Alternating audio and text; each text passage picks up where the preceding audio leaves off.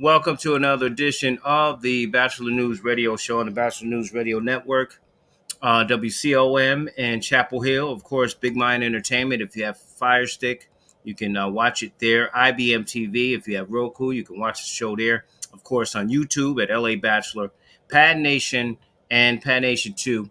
Of course, the audio version can be heard rebroadcast at thebachelornews.airtime.pro. I'm LA Batchelor. Thank you for joining us. As always, we certainly appreciate you checking in. You could have been doing anything else, but you decided to be a part of this broadcast, and we certainly appreciate you. I want to bring in both my guests to talk about a very important crises, if you will, that's taken place. He is a retired U.S.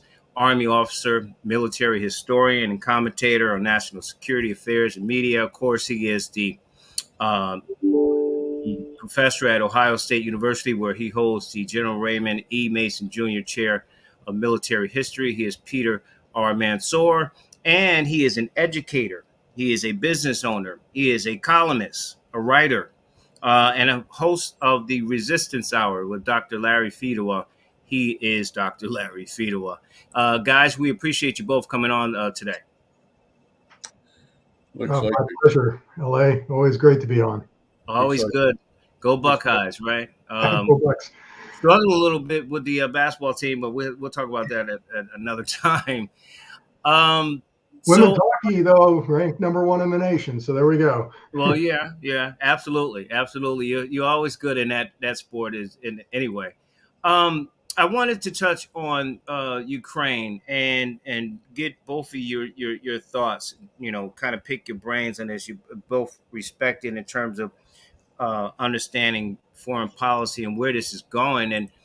And Professor, if I could start with you first in terms of people who are not up to speed on all of this, outside of my gas went up expeditiously. Outside of that, what is Russia trying to do? Why are they, I wouldn't say occupying, but they're inside of Ukraine? Vladimir Putin believes that he was put on this earth to put back together the Russian Empire. He sees himself as Peter the Great, as the heir to Tsar Alexander Nicholas, to the heir to Alexander the First or Third. He sees himself as the God-given leader of the Russian people. Vladimir Putin believes, and he has said this, that the greatest geopolitical catastrophe of the 20th century was the dissolution of the Soviet Union. And completely eliding World War II, the Holocaust, and all the other great catastrophes of the 20th century. So he wants to resurrect the Russian Empire. He wants to bring together all the Russian-speaking peoples. And he believes that Ukraine is the fundamental part of that empire, that Ukraine has no existence outside of its relationship with Russia. This is completely ahistorical. It's not true. 87% of the Ukrainians don't want to be part of Russia. But this is why he has decided to invade this country before he gets too old. He's 70 years old right now. And before the situation becomes unfavorable to a potential Russian takeover of the country. Dr. Fedewa, your thoughts on, what is taking place here, there in Ukraine? Well, I've written that he may see himself eventually, if this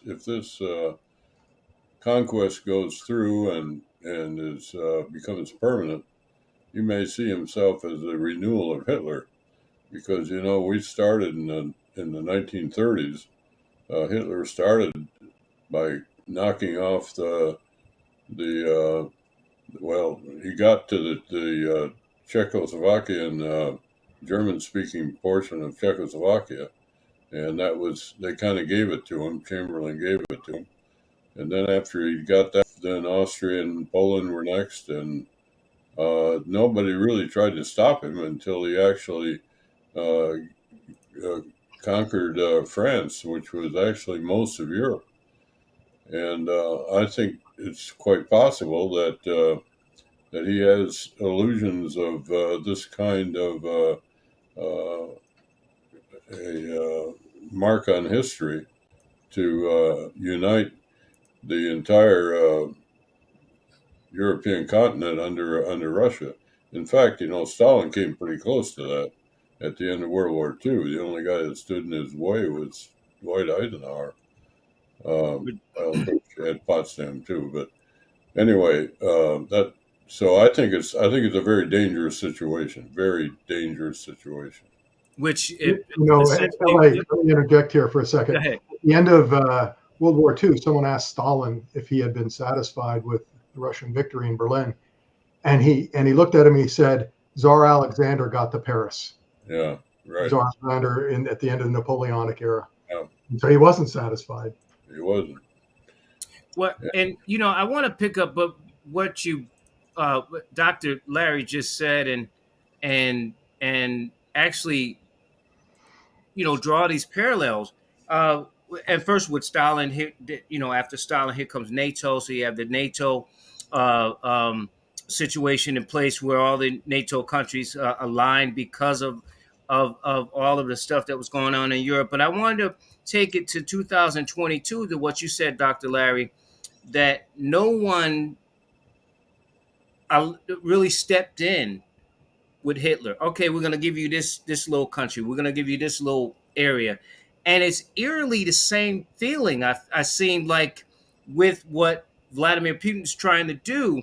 So I guess my question to you first, Doc, and then Dr. Larry, then you, Dr. Mansour, is what should we be doing different and in terms of understanding our history? You both understand it to kind of thwart this. I mean, sanctions, he's sort of laughed at right now. So, what steps now should we be doing, Dr. Larry? Well, that's a $64 question. What we should have been doing. There's been a lot of talk about what we should have been doing for the last year. Trump pretty much had this guy checkmated, and this the theory is that this would not have happened had Trump been in the presidency. I think there's a lot to that, particularly not so much because of Trump's personality, although that may be a factor. I think it's because of his energy policy. The the famous saying that John McCain's called uh, Russia a bankrupt gas station, and that basically describes his dependence upon exporting, particularly oil, but also energy in general. Without that income, he couldn't afford to do what he's doing, and Trump had stopped the. And then the other factor is that you have if you can't talk about this whole situation very long until you say three things. One is energy, one is Germany, and one is NATO. And if you get NATO, if you get um, the energy, the income that Putin gets, or as somebody was calling him, Putin, uh, they the income that he gets from even America's own uh, purchase of his energy is enough to pay is what he's using really to pay for this conquest. So Yeah, it sounds as though Dr. Mansour that Dr. Larry's basically saying we're funding this for him. He's using our money to do this, and I want to ask you the same question. What can we do? But also, when you look at, I didn't ask I that. kind of think that Dr. Mansour that we should be a lot more energy independent decades ago. and maybe we wouldn't even be in this situation where we're relying on them and Saudi Arabia and some of these other countries. But what's your thoughts? First, I want to agree with Dr. Larry, but disagree with him in another sense. So, I would agree this would not have happened if Trump were president for a second term, but for a different reason. Putin fully expected Trump to pull the United States out of NATO, and NATO is the key here because Ukraine requested Ukraine NATO membership, and that is a red line for Vladimir Putin. And under Trump, he knew that would never happen. But under Biden, he wasn't quite so sure because Biden is much more friendly to NATO, centered on the alliance, and so it wasn't because of any energy policy or Trump's personality or anything like that. It was Trump's belief that NATO was anachronistic and needed to be dissolved, or the United States needed to pull out of it, and that would not have brought NATO to Russia's borders because Ukraine would never have joined. Now, I don't think Ukraine would have joined anyway because NATO has never accepted a country that has had unresolved foreign policy issues. And with Russian troops in Crimea and in the Donbass region, that's a huge unresolved foreign policy issue. So I don't think Ukrainian membership in NATO was going to happen anyway. Now, as to what we can do, I do. I would agree that becoming energy independent is one of those things. We should have encouraged our frackers instead of discouraging them. We should have become the superpower of oil while at the same time transitioning to renewable energy sources. What we can do right now, though, in terms of helping Ukraine, is we can provide them weapons and diplomatic support, economic sanctions against Russia. What we can't do is get involved militarily because Russia has over 1,000 nuclear warheads, and the last thing we want is a nuclear war with a dictator who's backed into a corner at the moment. But that's actually his club, isn't it? I mean, our fear of a nuclear war. Apparently, he doesn't fear a nuclear war, or at least the way he talks, and that's his club that he's holding over our heads. I'm not sure that whether he fears it or not, but he certainly acts like he doesn't, Right. and that gives him a certain amount of power, and he knows that. Most analysts would say that he fears nuclear war as much as we do. He just doesn't show it. Well, you're the military expert, and Lord knows I'm not, but it seems to me impossible for us to now at this late date to sufficiently arm the Ukrainians uh, to the point where they would be able to stop or even win this war.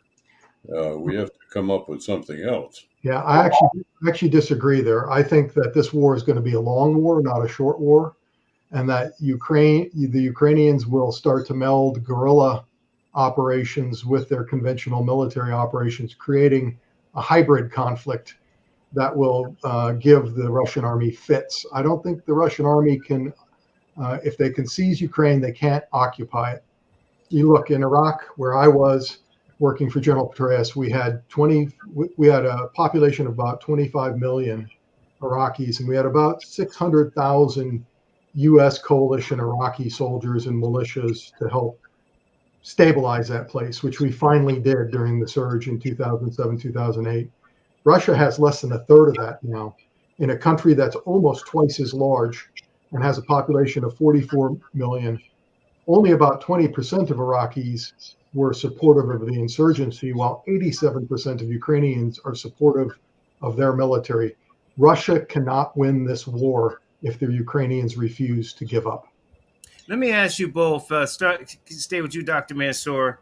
And if you're just joining us, we're talking about the Ukraine crisis. Dr. Peter Mansour, a former general under David Petraeus, Dr. Larry Fido, a columnist and talk show host here on the show. Uh, Dr. Mansour, I don't want to promote myself, Colonel. Colonel, I'm sorry. I'm sorry. I meant to say Colonel. Sorry, Colonel. But General in my mind. But two questions. Is do we really believe that these so-called reports that he's unhinged, being Vladimir, that he's unhinged. Number one. Number two, can can we use or go to China in any kind of way to kind of uh, deter some of this, Dr. Mansour? First. He's not unhinged. He's very calculated, um, and very sane. But he knows what he wants. But he has stopped playing chess, and now he's playing poker because he's putting a huge bluff on the table with playing the nuclear card and hoping that Ukraine will bend to his will, even though he's got limited resources to make it do so, and his economy is going to go into the tank. Meanwhile, as for China, China has become a de facto Russian ally. I don't think there's anything we can do to pressure China into supporting sanctions or supporting moves in the UN Security Council. China's going to do what it's going to do. One of the good things, though, about this is I think China has realized, given the pushback against the Russian invasion of Ukraine, what would likely be the outcome if it invaded Taiwan. And I think that may be giving President Xi some pause, whether that's a good idea or not, to watch his economy go into the tank to gain an island that everyone recognizes as part of China anyway. It's just who controls it. Dr. Larry? Well, I think there is a logical, if not a true, division of between the war in the sense of occupation and taking over in effect the governance of a country, and then a guerrilla war against that occupation. I'm thinking of, for example, France in World War II. The Nazis had occupied and they had the government. You could say they had won the war, but in fact, they had a very hard time trying to subdue the French population because of the underground. I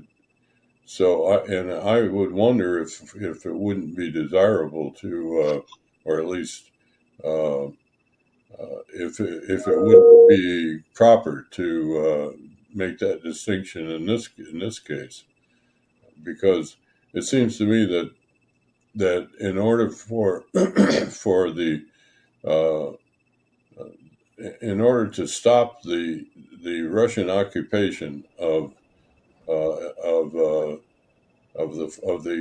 country, which is a peaceful country and is not really threatening anybody, and for them to take that over and occupy it, that's one thing.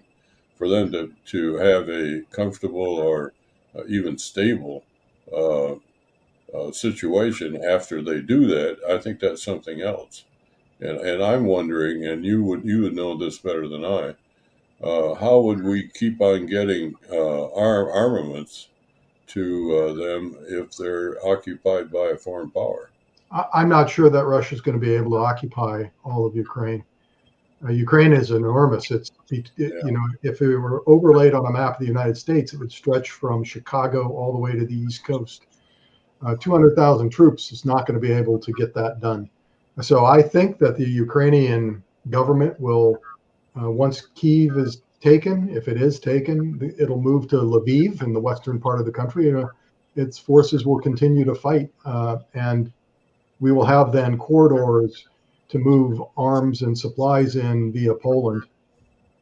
But Professor, what do you if you're saying that they don't have the numbers to really take over Ukraine completely? Why do you feel it's going to be a long, drawn out war?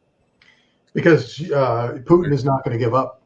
He's got maximalist demands, and he's not backing off them. In fact, were he to back off them, there's a chance that he might lose any kind of support he has in Russia. And a dictator, of course, can't afford that.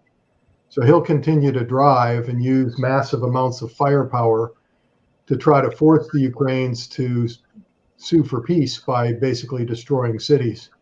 I don't think the Ukrainians are going to go there. I think they're going to like, you can destroy our cities, but you can't destroy our will. We are a free people. We will fight. What do you think about the both of you about the president of Ukraine, Zelensky, and how he's handled this? Initially, he was saying nothing to see here. Essentially, like we got it. It's you know, uh, just remain calm and all of these type of things. And now this is on your plate for the Ukrainian people. First part. The second part is.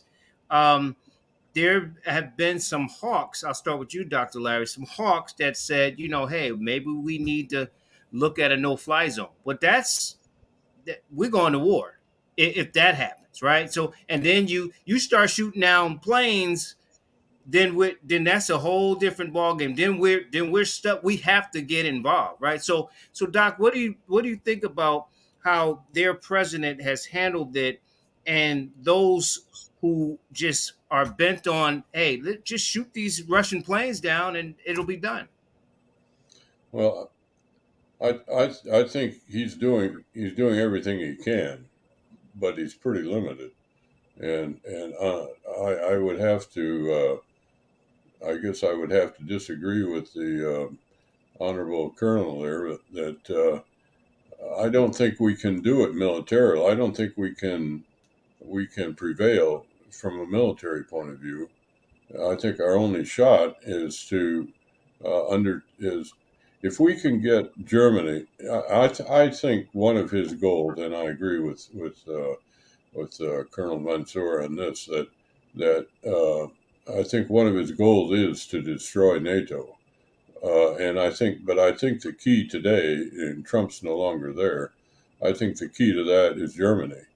And if you realize that Western Europe, for the most part, has pursued this idea of a green climate and shut down their nuclear reactors and their coal mines and everything else.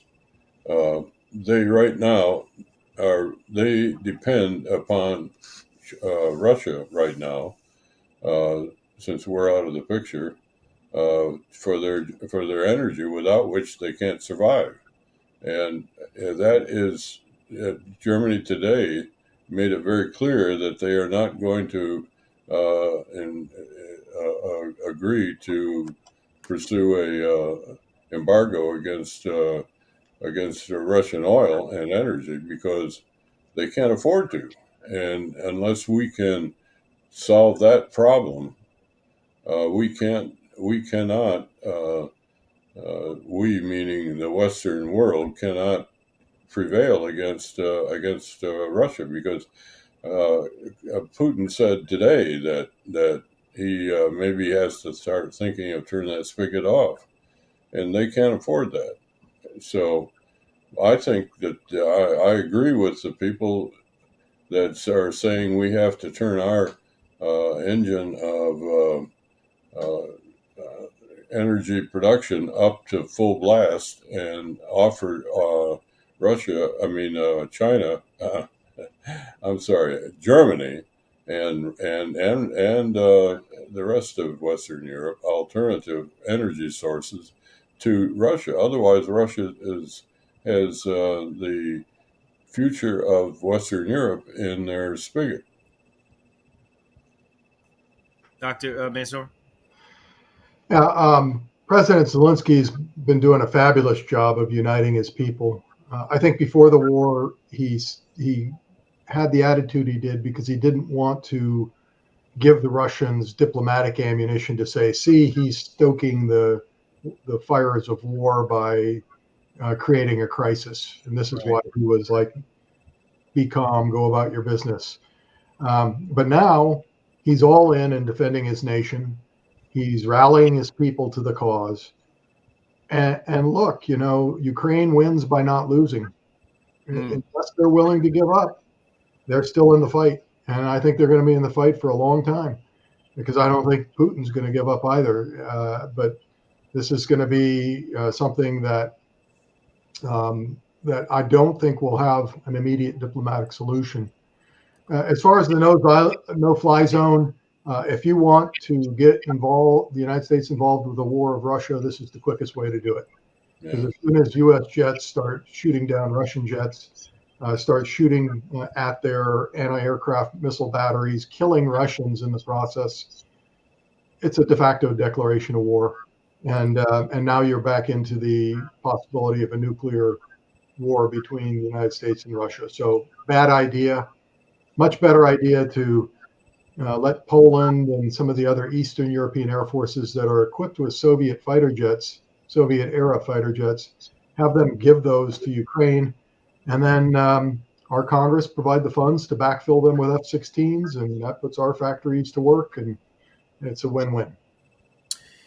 I want to ask. A lot has been said. We talked about sanctions, um, um, Professor Mansour, and a lot has been said about SWIFT, the banks being sort of the death sentence, if you will, or the sanction of all sanctions against Russia, and the oligarchs and all the people that he is really banking, or they're banking him, whichever the way you want to see it. So talk about that, how effective that will be, and we talked about the Ukrainian people. What about the Russian people? I mean, they we've seen protests in Moscow over the years and stuff, and Oh, and we know in this country, in last those type week, of last in, week, last right, week. right, and in those countries, people disappear right away. As you both know, if you go against him, the old KGB, right? So, what about those people? If Mansour, Dr. Mansour, if the Russian people rise up and say enough, um, and he has this Hitler moment where he's still trying to fight a war in the wintertime, and he loses the people in terms of backing him, and all these different things come down. Could that not only end the war, but even bankrupt him and get him out of office? So the 2 points is about Swift, and also about the people rising up to making a change, not only in this war, but essentially moving him out of office. Well, there's no doubt that cutting the Russian banks off from the SWIFT money transfer system is putting the Russian banks under great pressure, and the Russian economy is going to be under great pressure. And this puts the Russian people under great pressure. But I think the sad fact is that Putin does not rely on popular support to remain in power. Right. He's got the levers of military control. The oligarchs are not going to turn away from them as much as we would like them to somehow foment a coup or something like that. I just don't see it happening because they've benefited from his system of control. And if they were to turn on him, then they would basically be ceding all their power, authority, and eventually their money. And I just don't see it happening. The Russian people just don't have it within their power to rise up like they did in, say, 1917 in a revolution and overturn the government.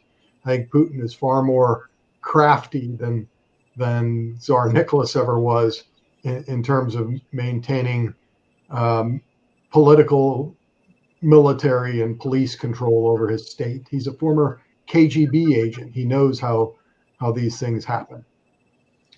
Mm. Well, the other thing is that he may not have SWIFT, but he does have China now. It's coming in, and actually, they're substituting the yuan for the dollar, which is the basis of SWIFT.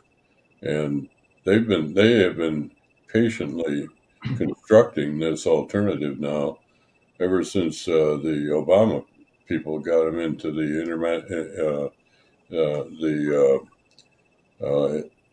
the International Monetary Fund. So, and they are now. This is the big test for China to take over, or at least become a competitor, a serious competitor to the dollar for reserve currency as well. And that really compromises the effectiveness of the SWIFT threat. I guess one of the things I want to sort of end with is certainly God bless. We don't want anybody to lose their lives. We've already seen lives lost in Ukraine unnecessarily, right, because of this.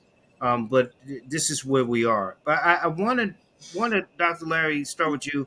What are the lessons to be learned? I mean, we're talking about the energy part, right? And I'll have you on again about supply and demand. We talk about conscious of capitalism stuff, but so we know about the energy part. But what other lessons should we know? Is NATO effective? I mean, there's a lot of questions that come out of this, Dr. Larry. So what can we learn from this crisis in Ukraine? Well, I think that the key to peace is strength, and that's what Ronald Reagan made that as part of the U.S. dogma. I think it's true, and I think whenever we show weakness, this is the kind of thing that happens, and I don't think we can afford to.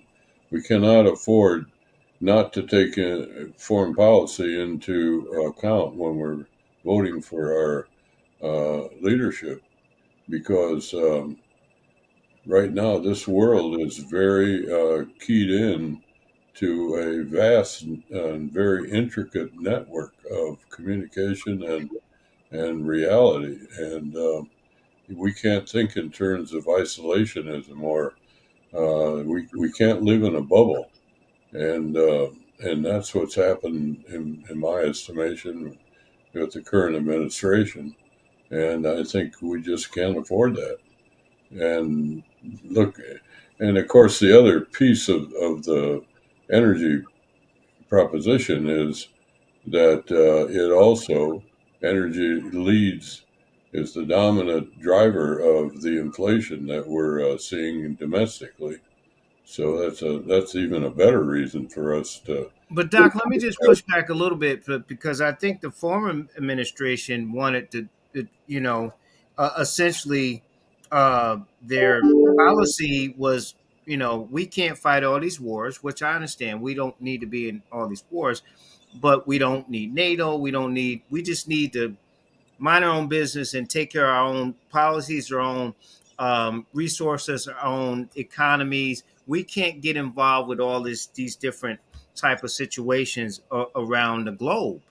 So if that's the case, we can't you can't have it both ways. You can't go, okay, you're in the bubble, but then go, we can't. You can't. You either going to be in or you gotta be out, or you're going to have to pick and choose your relationships, I guess, Dr. Larry. I think that's what I that. don't I don't think there's any choice. I think you have to be all in these days, because the world is very connected, Right. and and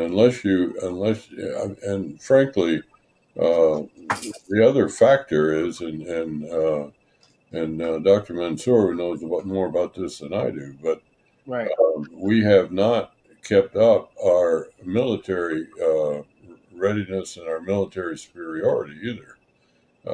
For example, the whole the cyber attacks that we have had uh, on a very selective basis could in fact, or and did in fact, show that we are highly vulnerable in some of our largest uh, institutions, as well as our networks. And then in addition to that, we have this whole EMP thing. It's a nuclear EMP could knock out the entire United States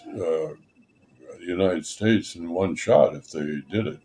Which you know more about the feasibility of that, but certainly I've been hearing from all my military friends that we have not, our technology has not kept up with theirs, with the Russians particularly. Well, with the Chinese, even more so. So I cede the floor, Dr. Mansour. And just Doc, just to that point, again, the energy part of it we've already talked about. You've talked about one of the threats to this country is climate change, and as Dr. Larry just talked about, a cyber warfare is something that people are not looking at. I'm sure military intelligence is now, but there's a lot of stuff that you have to kind of unfold in this. We need to learn, it seems, Dr. Mansour, from Ukraine and NATO, and how we can strengthen that, our allies, and as Dr. Larry said, strengthen our position moving forward. So when we look at the Ukraine war and we try to draw lessons from it, I think there's two that stand out to me. One is that alliances are still relevant. We Right. haven't reached the end of history. There's a reason that Vladimir Putin invaded Ukraine and not Estonia, Latvia, and Lithuania, the Baltic states that he covets just as much. And that's because they are members of NATO. And the Biden administration, along with the other NATO allies, have um, promised to defend every inch of NATO territory. And so Putin didn't invade them. He invaded Ukraine instead, which is not a NATO ally. So alliances in the 21st century are still very, very relevant. We cannot go it alone. And if we were to do so, we would be ganged up on by two major powers, Russia and China, and we'd lose. But together with all of the allies around the world that we have, we're far more powerful than those two put together, even though it's a very difficult combination. The second thing is nuclear weapons are still relevant. Ukraine gave up its nuclear weapons in 1994 for a promise. It was called the Budapest Agreement. And the promise was a written agreement by Russia, the United States, and Great Britain to respect the sovereignty of Ukraine. And that agreement was worth about this much, zero, when it came down to it, when Putin decided to invade. Hard power meant much more, and Ukraine now, in retrospect, looks foolish for giving up its nuclear weapons. And I gotta feel like I feel like Libya all over again. And I'm not excusing Gaddafi or anything, but I feel like there was a promise there, and here we are. Like it's just it seems like the same scenario, Doctor It was Mansour. a major mistake to agree to the Europeans intruding on the Libyan civil war.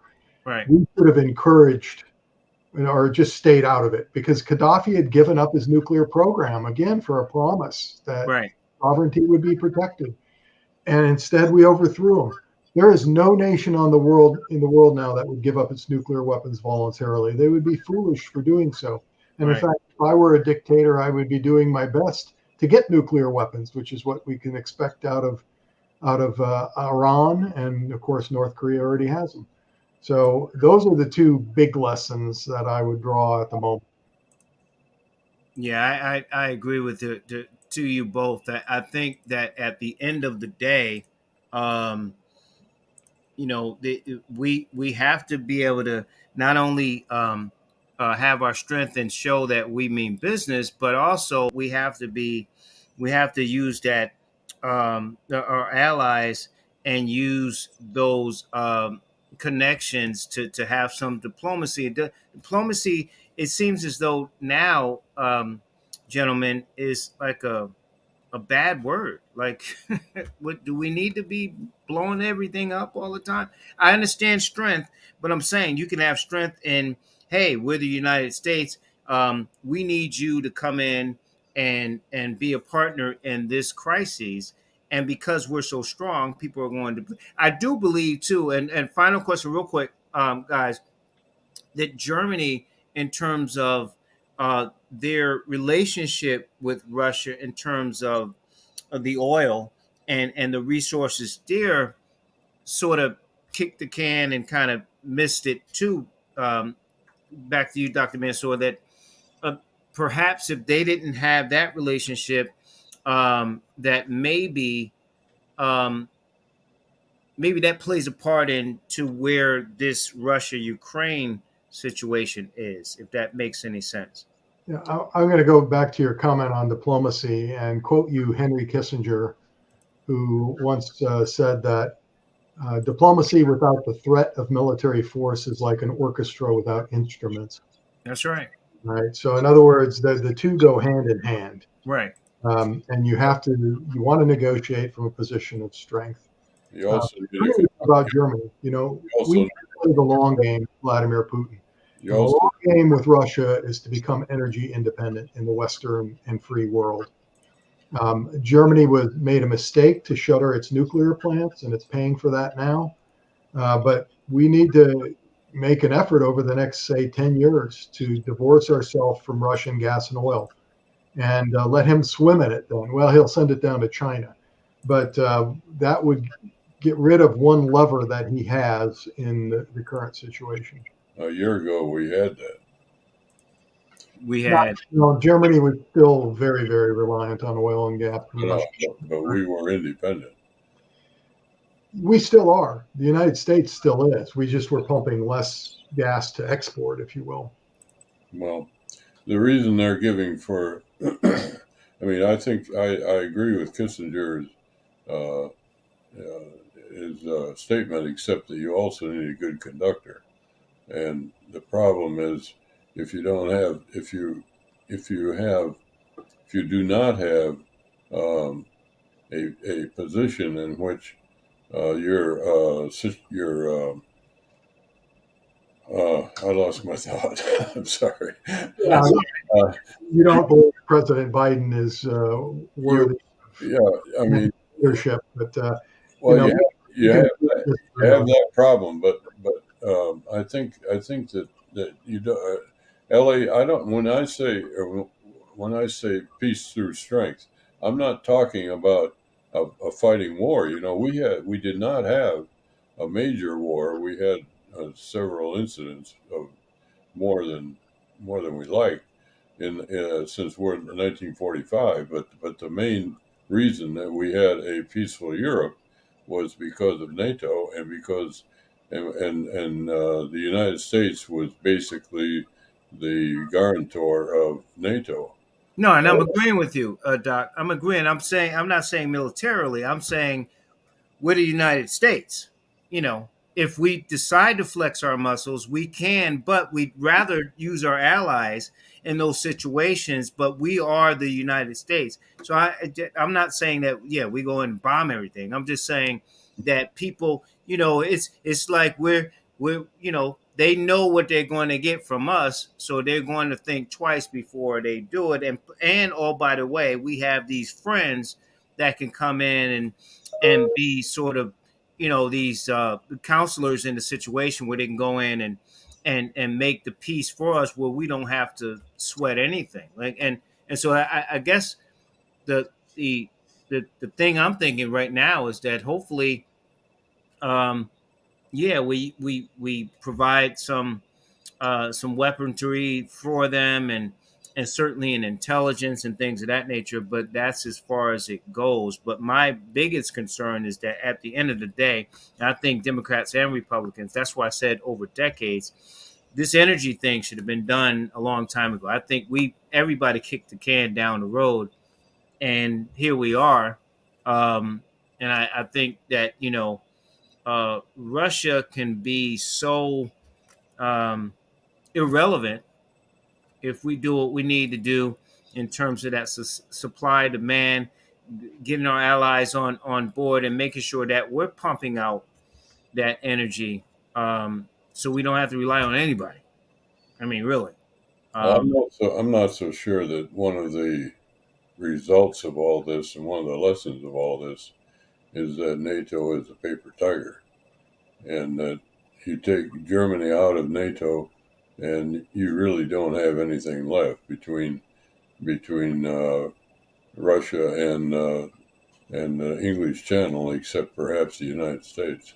mm, And I think I hope the Colonel is correct that's not what we find out here. But it seems to me that we've got a toothless tiger in a NATO without Germany, and I don't think we're going to keep Germany very long.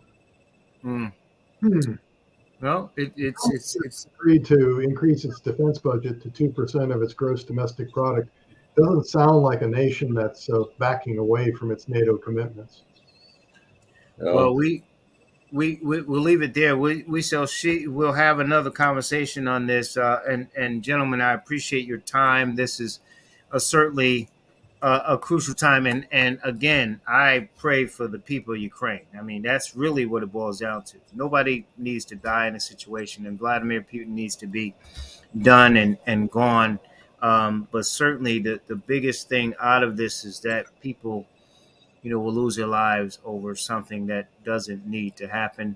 Dr. Peter Manso, Dr. Larry Fiedel, well, thank you so very much for the both of you. We appreciate you, and we will get you back on. Thank you so much. Thanks, LA. you're welcome. Thank you. It is the Batchelor News Radio Show. If you've got a clogged up nose, simply stuffy. If you've got a snuffly nose, simply stuffy.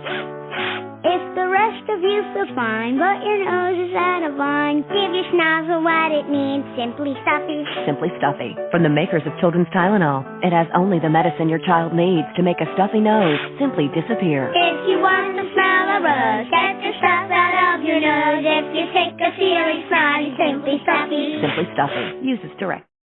Welcome back to the Batchelor News Radio Show. Again, that you can watch it on IBM TV, on Roku, of course, Big Mind Entertainment, Fire Stick, LA Batchelor at YouTube, and the audio version at thebatchelornews.airtime.pro. Want to bring in my guest. Always good to have him on. He's a podcaster. Of course, he's a host and journalist all over the world, really. And England and certainly in Florida and DC. He's a correspondent there in DC. He is Jim Williams. Jim, always a pleasure to have you on, sir. Hey, buddy, it's good to hear you. I was listening to your two panelists before, and I can't stress enough how Germany has stepped up in regard to this NATO. And by the way, I've covered NATO now for 25 years. I can assure you this is the strongest NATO has been. And so I wouldn't, I don't share the paper tiger situation at all. And they definitely are serious about what's going on. And I mean, think about this. You have Switzerland and Finland. Okay, these are not exactly the country. The countries you think of as being first at the tip of the spear, and they're like, they're not going to put up with it. So that's to me that's and very NATO, and so yeah.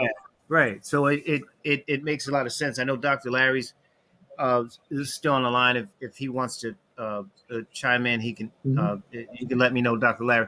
But Jim, from the excuse me. And that, by the way, wasn't a shot at Dr. Larry. I was just no. I'm just saying he's still on the line. I wasn't saying that you was taking a shot at him. I'm just saying he's still on the line, and I'm sure he has an opinion. Yeah. And excuse me here. And from the Biden standpoint, one of the criticisms that's come about is this line in the sand mentality. We saw this with former President Obama in Syria, and this line in the sand, do this or else. And Syria did, right, with the backing of Russia and some others.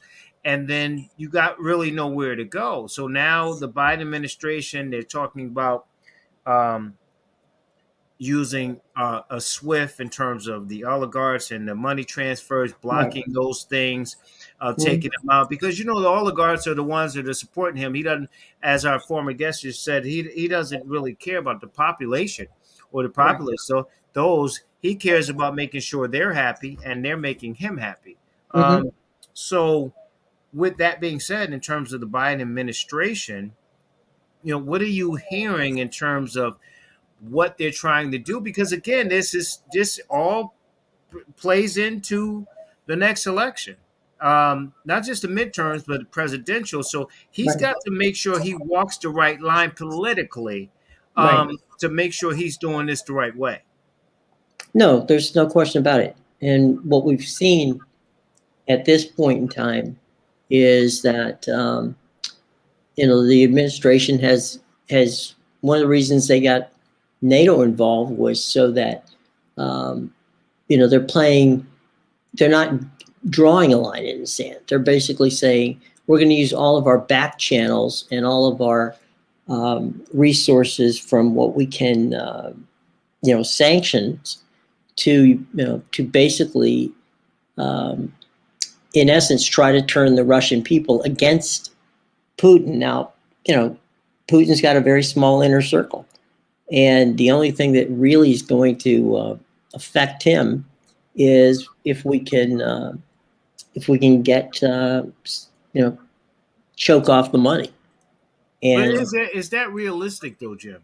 it's not I mean, realistic in the short term, Biden. No, well, I mean, in terms of really getting the Russian people to fight to be no, against no, it. no. It's not realistic in the short term. But then again, your options are somewhat limited.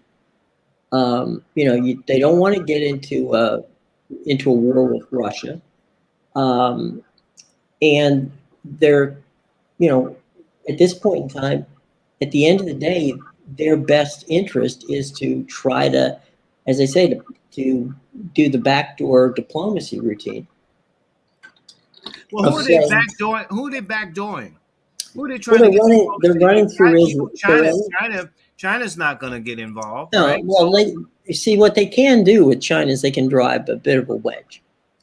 They can say with China, okay, look, if you help us get Putin out of this mess, trying to help us find him an off ramp, we will work with you on this, that, and the other.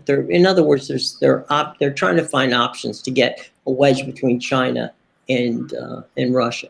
At this point, the best possible scenario is just basically to cut off Europe from Russia when it comes to oil.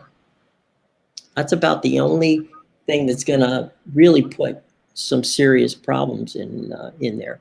Now, meanwhile, the fighting in Ukraine becomes more difficult for the Russians because they basically are fighting a war that is 10 or 15, 20 years old. Right. But this is Putin playing his best Joseph Stalin routine. And everybody's saying that too, but it's also Putin playing his Hitler routine too. No, there's he's pretty darn close to genocide, that's for sure, because he's wiping out places. But I mean, what is amazing to me is that you've got, from a political standpoint, you've got some fringe, we'll go fringe, Republicans who are, saying this guy's a great leader. Wow. It's like, what exactly are you talking about? Where are we going with this? We should be 100% behind the U.S. on this and trying to figure it out. But, Biden has not drawn a line in the sand and has not said we're going, to war with Russia or going into Ukraine. And he's playing with NATO and NATO's charter, the fifth, Fifth Amendment of the Charter, Section 15, which is Article 5. I'm sorry, which is if one country gets attacked, then the other gets attacked. Remember that after World War II, and this is something that I think is important. Remember, after World War II, both Germany and Japan basically said, we're going to de-escalate their armies, and that's why NATO was put in the first place. Right. So when Germany says we're ponying up this money, and oh, by the way, it shouldn't be lost on people, so is Japan. Right. So it's, if one thing has happened, we have been able to consolidate the world against Russia. Now, how long is that going to stay together? Who knows? If this drags out into the presidential elections, is this a good thing or bad thing for Joe Biden? If this war, this is terrible to say, and I really hate saying it. It's not a bad thing. Wartime presidents usually do well, unless you get into a bogged down situation like Afghanistan. or Vietnam. which was horrible Yeah, for President Obama, of course, right. second term. Right. But yeah, yeah, So, like I said, or Vietnam. This we haven't fought a war, and we, in Europe in years. right. So this is going to be interesting. I pray, frankly, that this isn't around for the 2024 election, but Putin's going to be around for this 2024 election, and I think that's where we need to find, and if you're pushing Republican or Democrat, the Democrats have to push the fact that there's so many of so many, like former Secretary of State Mike Pompeo, the former president, and a lot of people who were talking about what a genius Putin is. Yeah. Well, if he's a genius, he's he's not showing it. Talking with Jim Williams here on the Batchelor News Radio Show. Jim, I want to go back to President Biden's speech and break down a few things. One of which he We talking talked about the state. I'm sorry, the State of the Union, or which one? the State of the I'm Union. sorry. I just want to make sure I was Absolutely. all So right. he talked about the supply and demand thing, and I'm very confused because he was really leaning more on the demand side, and it's my understanding, and just looking at this, we don't make a lot of stuff in this country anymore. No, China and everything. So I don't understand what his methodology was in that speech in terms of that, because we're not making the gadgets and the little whatever you want to call them things. So if we're not making those things, then why would you say it's more on the demand than the supply side? well, it's a matter of semantics, actually. You're basically saying we're demanding things which we can't get. Okay, so you can't supply something you don't have.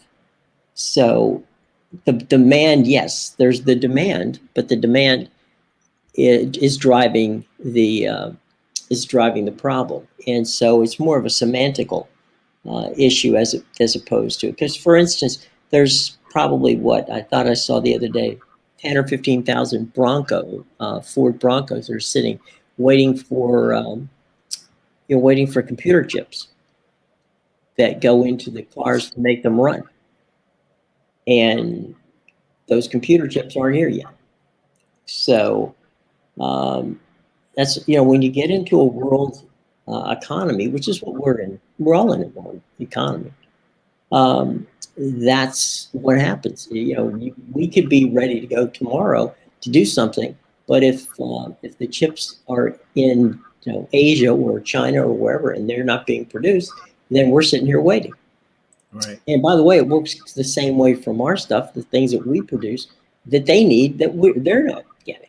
But one of the things he said too, in switching gears a little bit, on the domestic agenda, Yeah.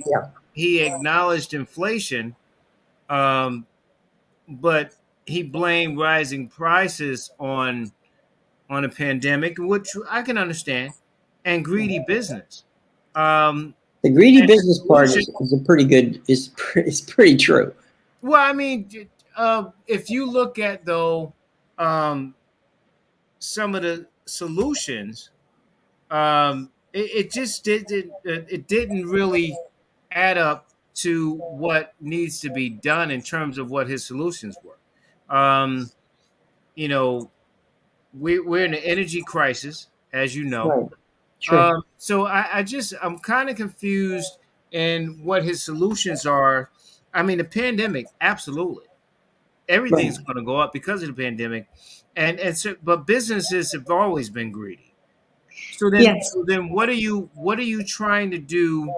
And what are you trying to? Because I was confused on what he was trying to convey and try to fight that, or to bring it back for consumers to be able to afford things. Because yeah, you might have people, especially either middle to lower class, might get a raise. Let's say they get a raise at the Right. job, right? But guess what?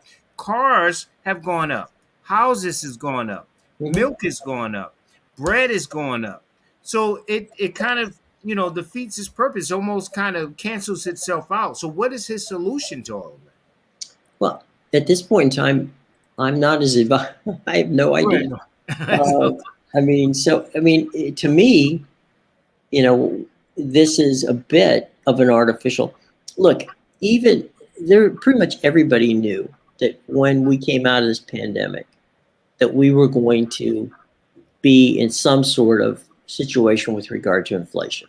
Okay. Right. The question wasn't were we, it was how badly it was going to be. And here's the thing that is amazing to me, LA, and that is we have right now 5 million jobs that are open. We have some of the lowest unemployment that we've had in decades.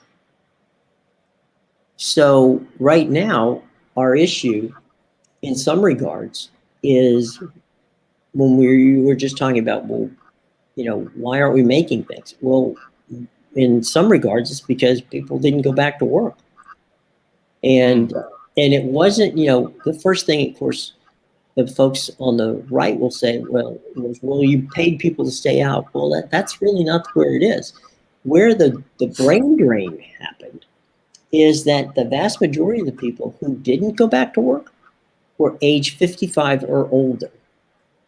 And the reason is they looked at it and went, you know what, I can telecommute, I can do part-time work. I don't have to go back to work. Well, the argument on the right, and I know I got my other guest, but the argument on the right, Jim, is that we're too busy, and this is what they're using in the midterms, is we're too busy paying people to stay home. Yeah, which is a bunch of crap. Right. That's.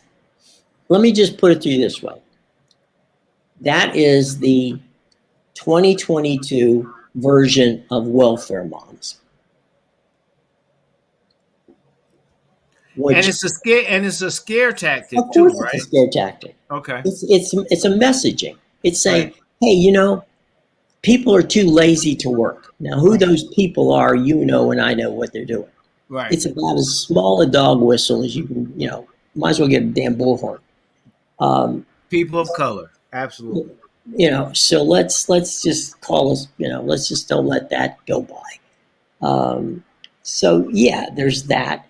And by the way, while the world is burning down, these morons are running around trying to tell you about how the transgender people are going to take over the world. Take over sports. They are consumed in such minutia crap I have never seen in my life. This critical race theory knucklehead crap. This stuff with regard to. I'm sorry, I'm in a little bit of a wound up here this evening. Everything that they're bringing up, you can't. They're banning books. They're doing. I thought I woke up in the 1950s. It's like what do you stand for? We had, Boebert from Colorado the other day, right? What does she do? She stands up and yells out 13 when Biden was talking about his son and those, the burn pits, right? Which is really rude and disrespectful. Yeah. So okay, fine. She says, 13. She says our troops died. The next day, she was one of 172 members of the Republican Party in the Congress that voted against giving money to health care for the military. Well, see this is the argument we've had and the conversation we had, Jim. If this is taking place, if those folks are doing that, these are talking points for Democrats to be hawks to get that message out. That same day or the next day, you have to have a commercial out about her saying, "Hey, she's preaching one thing, and here's what she voted for." They have to do that. If they don't do it, they lose. You Right. have to be able to jump on that stuff. And I think that the right, again, they don't play fair. They play chess. Democrats play checkers. They're so afraid of offending people. Meanwhile, Republicans are going straight out hard, and they will do that in a heartbeat. Um, I'll give you a real quick sports analogy. I say that the Republicans are Jack Tatum and the Democrats are Deion Sanders. Okay. okay, well, Well, as a Tatum Steeler, will take your head off. Deion will try to tap the ball away from you. and as a Steeler fan, I hated Jack Tatum, by the way. So yeah, as a Raider, yeah, Jack Tatum was a nasty dude. So Yeah. yeah, you that's a great great point, because he tried to take Lynn Swan's head off, my Couple Steeler of wide times. receiver, Yeah. back in the day. A final question for you too. Sure. When you look at the other part of his speech, he talked about social injustices, if you will. Right. Yet it's still so much on the table, Jim. They still aren't getting. They have two Democrats that should be Republicans. Really, we know who we're talking about in Right. Arizona and in West Virginia. So we know they need to be. Just be a Republican. Really, I mean, let's be. But if they can't get, he can't talk about social injustice and you know uh, prison reform and all of that with all of those injustices and George Floyd still out there and all of these bills out there, can't talk about it and not be about it. So how is he going to get that done? How's that going to help the Democrats midterms and his presidency? Well, the only thing they can do, here's the thing. I'll make it real quick and simple. I went through this today, and I've done it a number of times. There's only 40 districts. Think about this. All 50 states, there's only 40 districts that are swing districts. Everything else is a lock for either the Democrats or the Republicans. That's how gerrymandering has blown this thing totally away. Right. So the key for the Democrats is to try to hold on to 40 swing districts. The good news is that the Republicans have driven themselves so far right that there's a pretty decent chance that there can be seats picked up by the Democrats in the Senate. So, Biden's got to keep banging the drum and hoping that drum is the kind of thing that will help get some, help them not lose the House and the Senate in the midterms.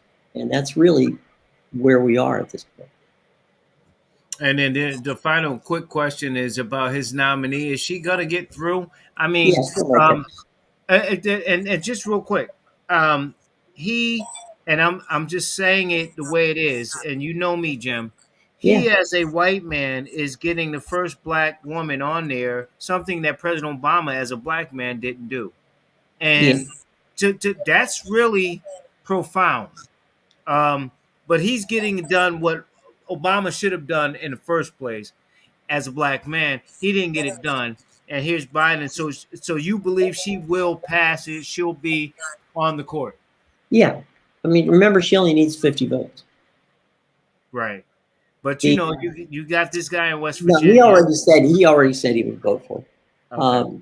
The thing that people should remember, and Ted Cruz should be, I'm not even talking about Ted Cruz, but Ted Cruz went out and was talking about the woman's credentials. Let me just say this. Her credentials are the exact same credentials that Chief Justice John Roberts had when he was nominated to the court. So anybody who argues her credentials, they just stop it. Right. The woman is qualified. The woman should be a member of the Supreme Court, and she will be. And by the way, this is not a John Roberts court anymore. No, it's not. About that. Yeah, we're going to talk about that next week if we can, because this is definitely not a John Roberts. I don't know. He's running around doing everything he can to plug holes in dikes. Right. This is definitely a Clarence Thomas Barrett, type of court at this point. But I digress. Jim, as always, my friend, I appreciate you. Let's see if we can get you on next week and talk about that too, specifically, sir. Thank you so much. Hey, have a lovely evening and say hello to my buddy Chris. Absolutely. Chris is standing by. He waiting for Okay. you. I see him smiling from cheek to cheek right now, waiting. I gotta get him on for his I got to get out of here. I don't want him to get in trouble with his wife. exactly. All right, brother. You take care. Thanks, Jim. Jim Williams on the Batchelor News Radio Show. Now, your favorite music apps are available on Contour. Go from watching a musical to listening to your favorite music. Enjoy a country western and then a country jam. Or go from action flicks to something that makes you feel like an action hero. Now with Contour from Cox. Welcome back to the show. Thank you for joining us here on the Batchelor News Radio Show. Again, if you have a IBM TV, you can watch it on Roku. If you have Big Mind Entertainment, the app on Fire Stick, you can watch it there. Also, LA Batchelor on YouTube. Bringing my guest from Winners and Winers. Mr. Buffalo Bill himself returned to sports, and always good to have him on. Heard one of his buddies, Jim Williams, on. He is Chris King. And Chris, always a pleasure to have you on, my friend. Glad to be here, LA. How you doing? Good. And I'm going to get you in and out because I don't want you to get knocked upside the head or anything. So, well, she'd be coming for you. So, we'll make sure we get you in. I got to ask you about, though, your thoughts on Calvin Ridley. I really think the NFL is so hypocritical. I mean, they're dealing with sports betting anyway, right? You know this stuff is going on. I mean, but at the same time, Calvin Ridley, listen, Pete Rose, they've been trying to get him back and get him in Hall of Fame, which I think he should be, for betting on baseball. You know you can't do that. You get busted a year. If he better hope it's not a death sentence, Chris. I mean, that's true. I mean, and you think about it, Calvin, if you want to make a joke out of it, which I'm not trying to, but Calvin Ridley made the worst bet ever because he turned $1,500 into negative $11 million because he won't get paid next year. Now, you talk about a return on investment, that's not one you want to have. Is it $11 million he's going to lose? Yeah, because it just carries over to 2023 now because that's what he was supposed to get paid in 2022. Wow. I mean, for stupid, and he's saying $1,500. Right, that's what he's saying. You bet $1,500 to lose millions of dollars. And I was telling my son he's probably not a millionaire. I mean, he's not that far into the league. So he probably got houses and cars and stuff. So it's just. But I think the hypocrisy of it though is that the NFL has a partnership with betting, and no, that's fine. But the statement Roger Goodell put out, there's no room and all this. I mean, come on now. I mean, yeah, and Chris, come on, they're doing it. Some guys just don't get caught. Well, and that's the thing is, you as Jesse Ventura used to say, win if you can, lose if you must, but always cheat. In this case, it's the same mentality, except Ridley got caught, and he got caught because he bet out of state. He placed a bet in Florida. So since it was out of state, it got flagged by the program, and Genius Sports then turned it over to the league.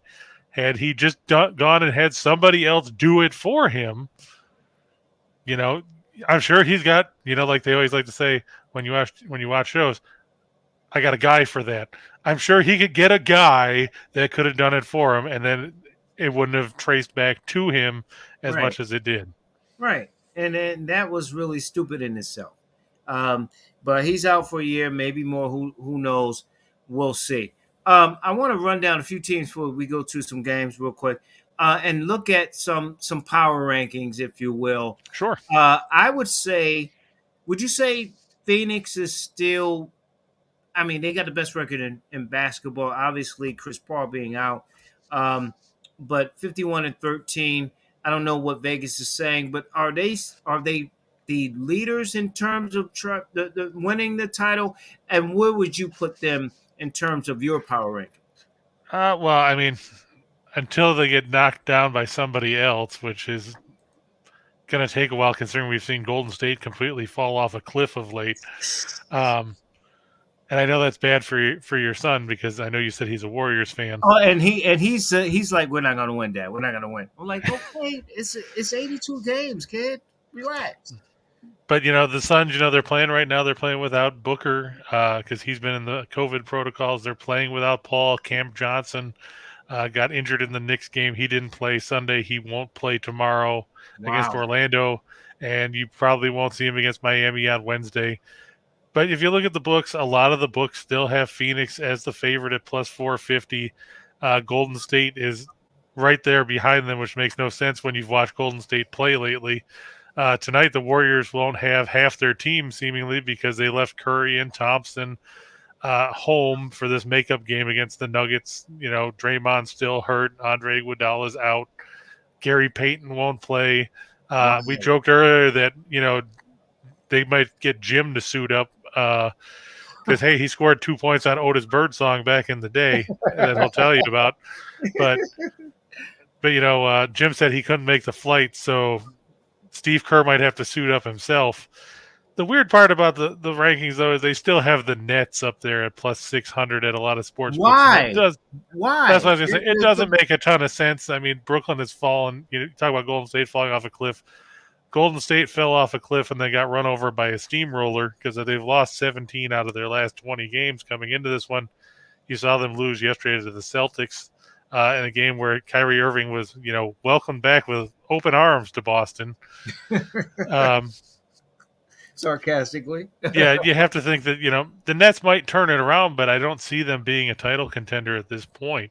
But why are they still up there when the COVID stuff in New York has still not been decided? How are they still up there in terms of what Vegas is looking at? Well, do you want the fun answer or do you want probably what's more the realistic answer? The both.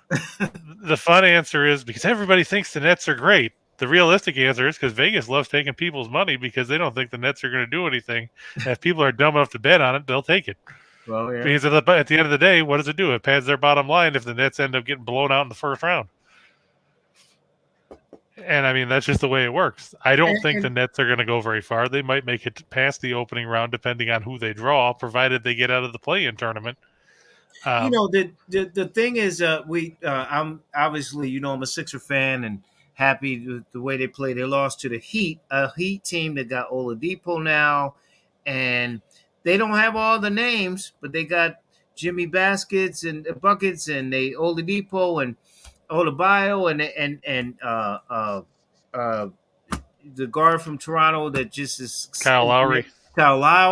So they have the squad. Why are the Heat not registering in Vegas the way they should? Because I think outside of Chicago, I mean, the people talk about the Bulls. I think the Heat are a team that should be reckoned with coming up in the playoffs. Well, and you're right. And the reason why nobody talks about the Heat is simple. It's what you just said. They don't have a bunch of name players. When you look at the Nets, they've got Durant, and they've got Irving, and the Sixers have Embiid, and they've got Harden, and the Warriors have Curry and those guys, and the Suns have CP3 and Booker. And like you said, the biggest player that the Heat have is probably Jimmy Butler. And he's a good player. I'm not going to take anything away from him, but he's not on the same name recognition level as those other guys. Eric Spoelstra, you got to give the guy credit. He's got that team atop the Eastern Conference despite putting together basically a team out of a MASH unit because, look, Butler's missed a bunch of games. Adebayo had thumb surgery. He missed 6 weeks. Markieff Morris hasn't played since November. Oladipo hasn't played all year. You're getting contributions from guys like Tyler Hero, who's averaging better than 20 a game, Max Struss. Yeah, who heard of him outside of people that saw him play at DePaul? Gabe Vincent, another guy that nobody knows who he is other than, he played out in the Big West. But he's getting contributions from all these guys that nobody knows about. And it's basically, the equivalent of going out and getting some guy off the street, and they're coming in and putting up big numbers. Meanwhile, you've got all these superstar-laden teams, and prime example of a superstar-laden team doing nothing. Let's talk about the Lakers. You've got all those big names that do nothing, and you've got a team like Miami that's got a couple mid-range stars, and a bunch of role players, but those guys know their role and they contribute when they're on the floor. And that's the difference between the Heat and a lot of these other teams.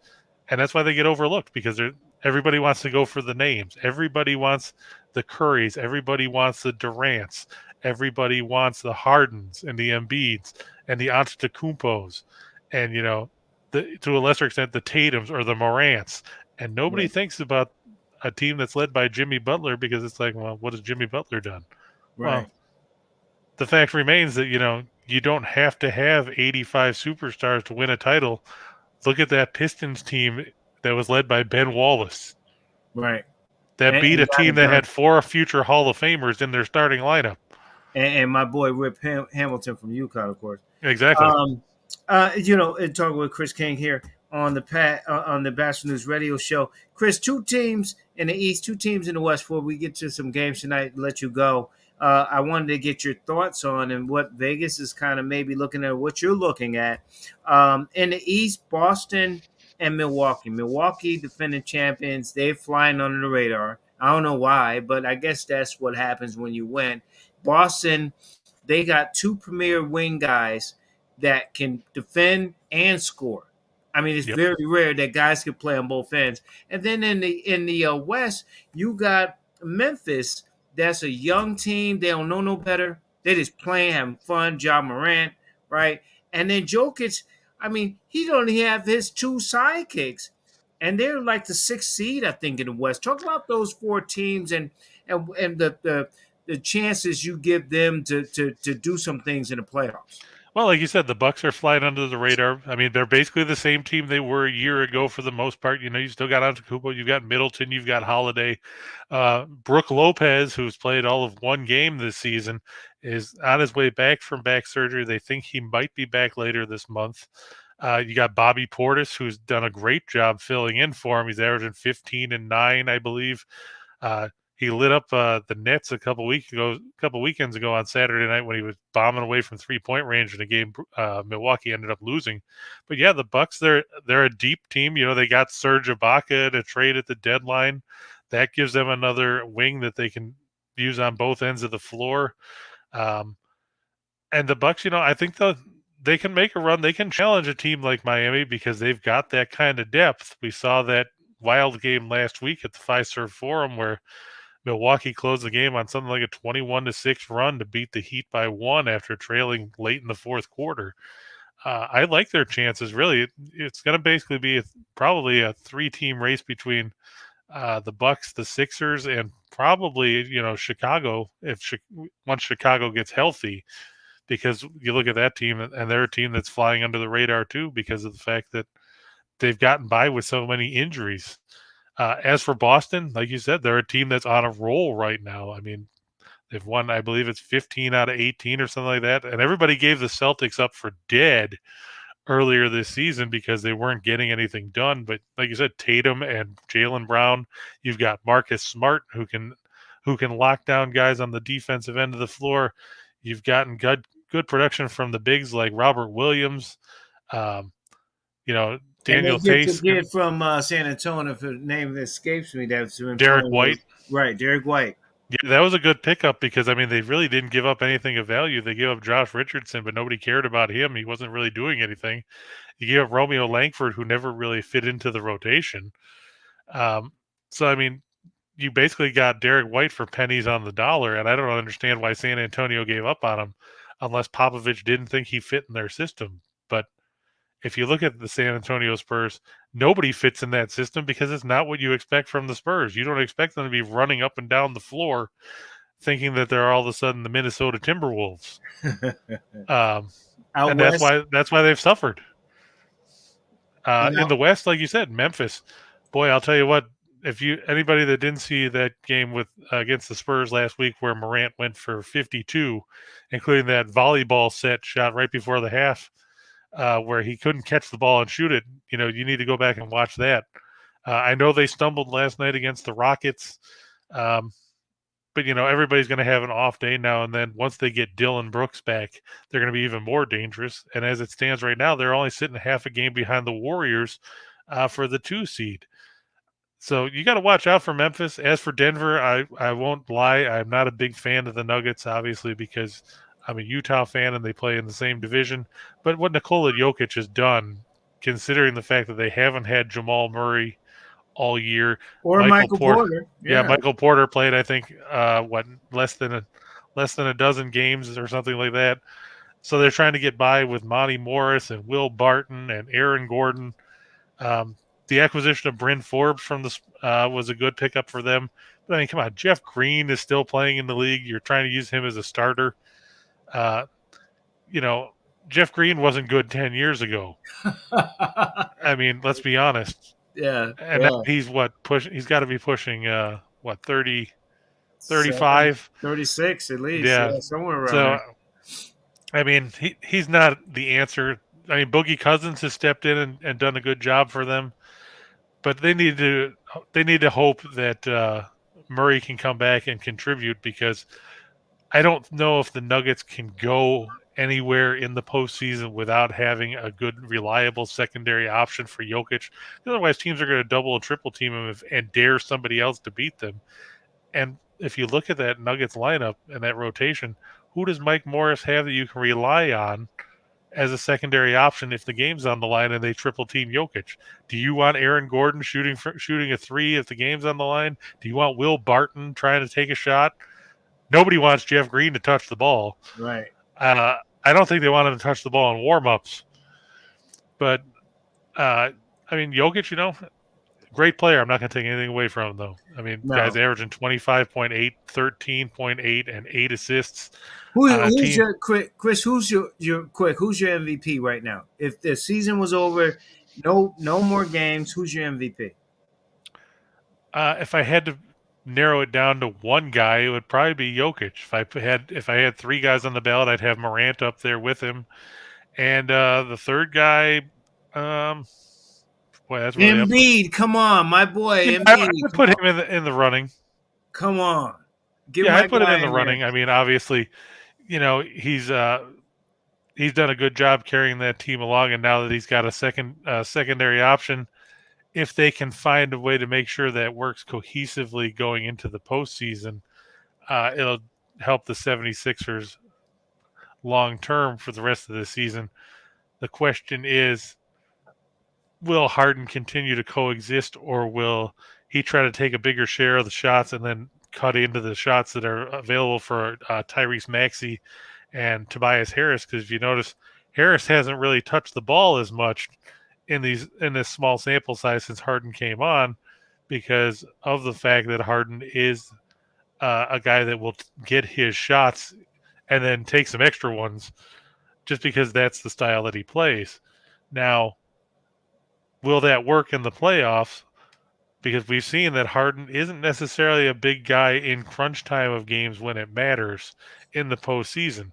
Hopefully, in your case, he can turn that around, or hopefully, he can create open shots for other guys, because they'll try to clamp down on him and then set up Maxey or Harris with some open looks, or even guys like Furkan Korkmaz or George Nang. Those guys are all going to have to contribute come the playoffs, because Harden and Embiid can't do it by themselves. Well, and Maxey, when I said if they're going to trade Ben Simmons, they better keep Maxey, and I'm glad they did. And you see him what he can do. I just, the Sixer in me is like hoping that Harden can continue to facilitate like he's been doing. Triple doubles, getting the assists. He gonna get his points. The step back. He's a step back guy. That's why people do it now. The step back because of him. I don't know. Mike Patton, who's my next guest, said no mention of DeMar DeRozan as MVP. DeMar, if you go five deep, DeMar would probably be number 4. I mean, I'm not going to lie. He's done a great job carrying that Chicago team for long stretches, because you've had Levine miss time, Vucevic has missed time, Alfonso Ball's been out for an extended period. Caruso's a good glue guy, but, after he got basically mugged and Grayson Allen took his wallet and broke his wrist, he's been out for, 6 weeks now. Forever, and that kind of stuff has really impacted the depth for the Bulls. and that's been a big issue for them lately. Yeah. But sure, DeMar's, he's played probably the best basketball of his career this season, which is saying something when you consider the fact that he's, on the wrong side of 30, if memory serves. Yeah, he's 32. So, I mean, to get that kind of production where he's averaging 28 points a game, better than 5 boards and better than 5 assists is something you can't overlook. Right. And then, I mean, listen, I'm not sure, and I'm not saying that wipe the Sixer to the side. I'm not sure if Chicago, even with Levine and him and DeRozan, all of that they're playoff built, and I'll ask Mike about that. I think Miami more so because of their coach, because of the way they play defense, a little bit better. And But they've been there. yeah, and they've been right. People forget the whole bubble thing. They took the Lakers. They could have, if they had had a little more depth and stuff, they could beat the Lakers. Were at their prime. LeBron was doing his thing. AD was doing his thing. So it is what it is. But Miami was there. They were right there. Had an opportunity. Just came up short. Okay, real quick. Houston, Miami. Speaking of Miami, Houston finally gets off the snide, Chris. They're on the road. This game's about to tip off pretty soon at the sound of this broadcast. I forgot what the spread in this game is, but Miami coming off the game against Philly and filling and riding high. Houston pull up an upset, or did they cover in this game? Well, the fun thing about Houston is, sure, they won the game yesterday. They beat Memphis. I'm not going to take that away from them. The bad thing about Houston is they're 16-48. The worst thing about Houston is it's the second game of a back-to-back. To put it in perspective, in the second game of back-to-backs this season, Houston has as many wins as you, myself, Mike, Jim, and Tony would have if we were a team in the NBA. As to say, none. They're 0-10. In those situations, they've been outscored by 15.7 points a game, giving up 124.4 points a game in those situations, while opposing teams shoot better than 53% against them.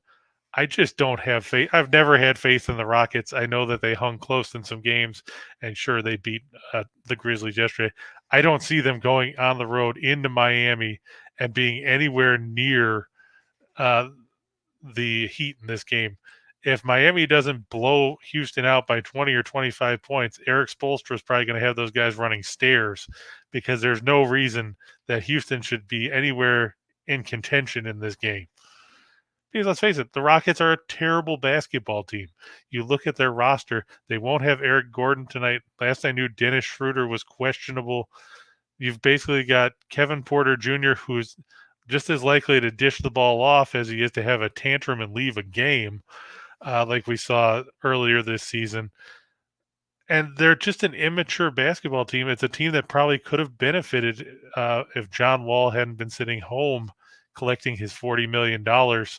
They could use a guy like him on the floor or even on the bench to try and rein these guys in. But the Rockets are basically Chernobyl on ice, because they're just horrible. And I don't understand what Raphael Stone is doing there. I don't understand what the Fertitta brothers are doing as owners with the way they've run that team. And I'm surprised Steven Silas still has a job.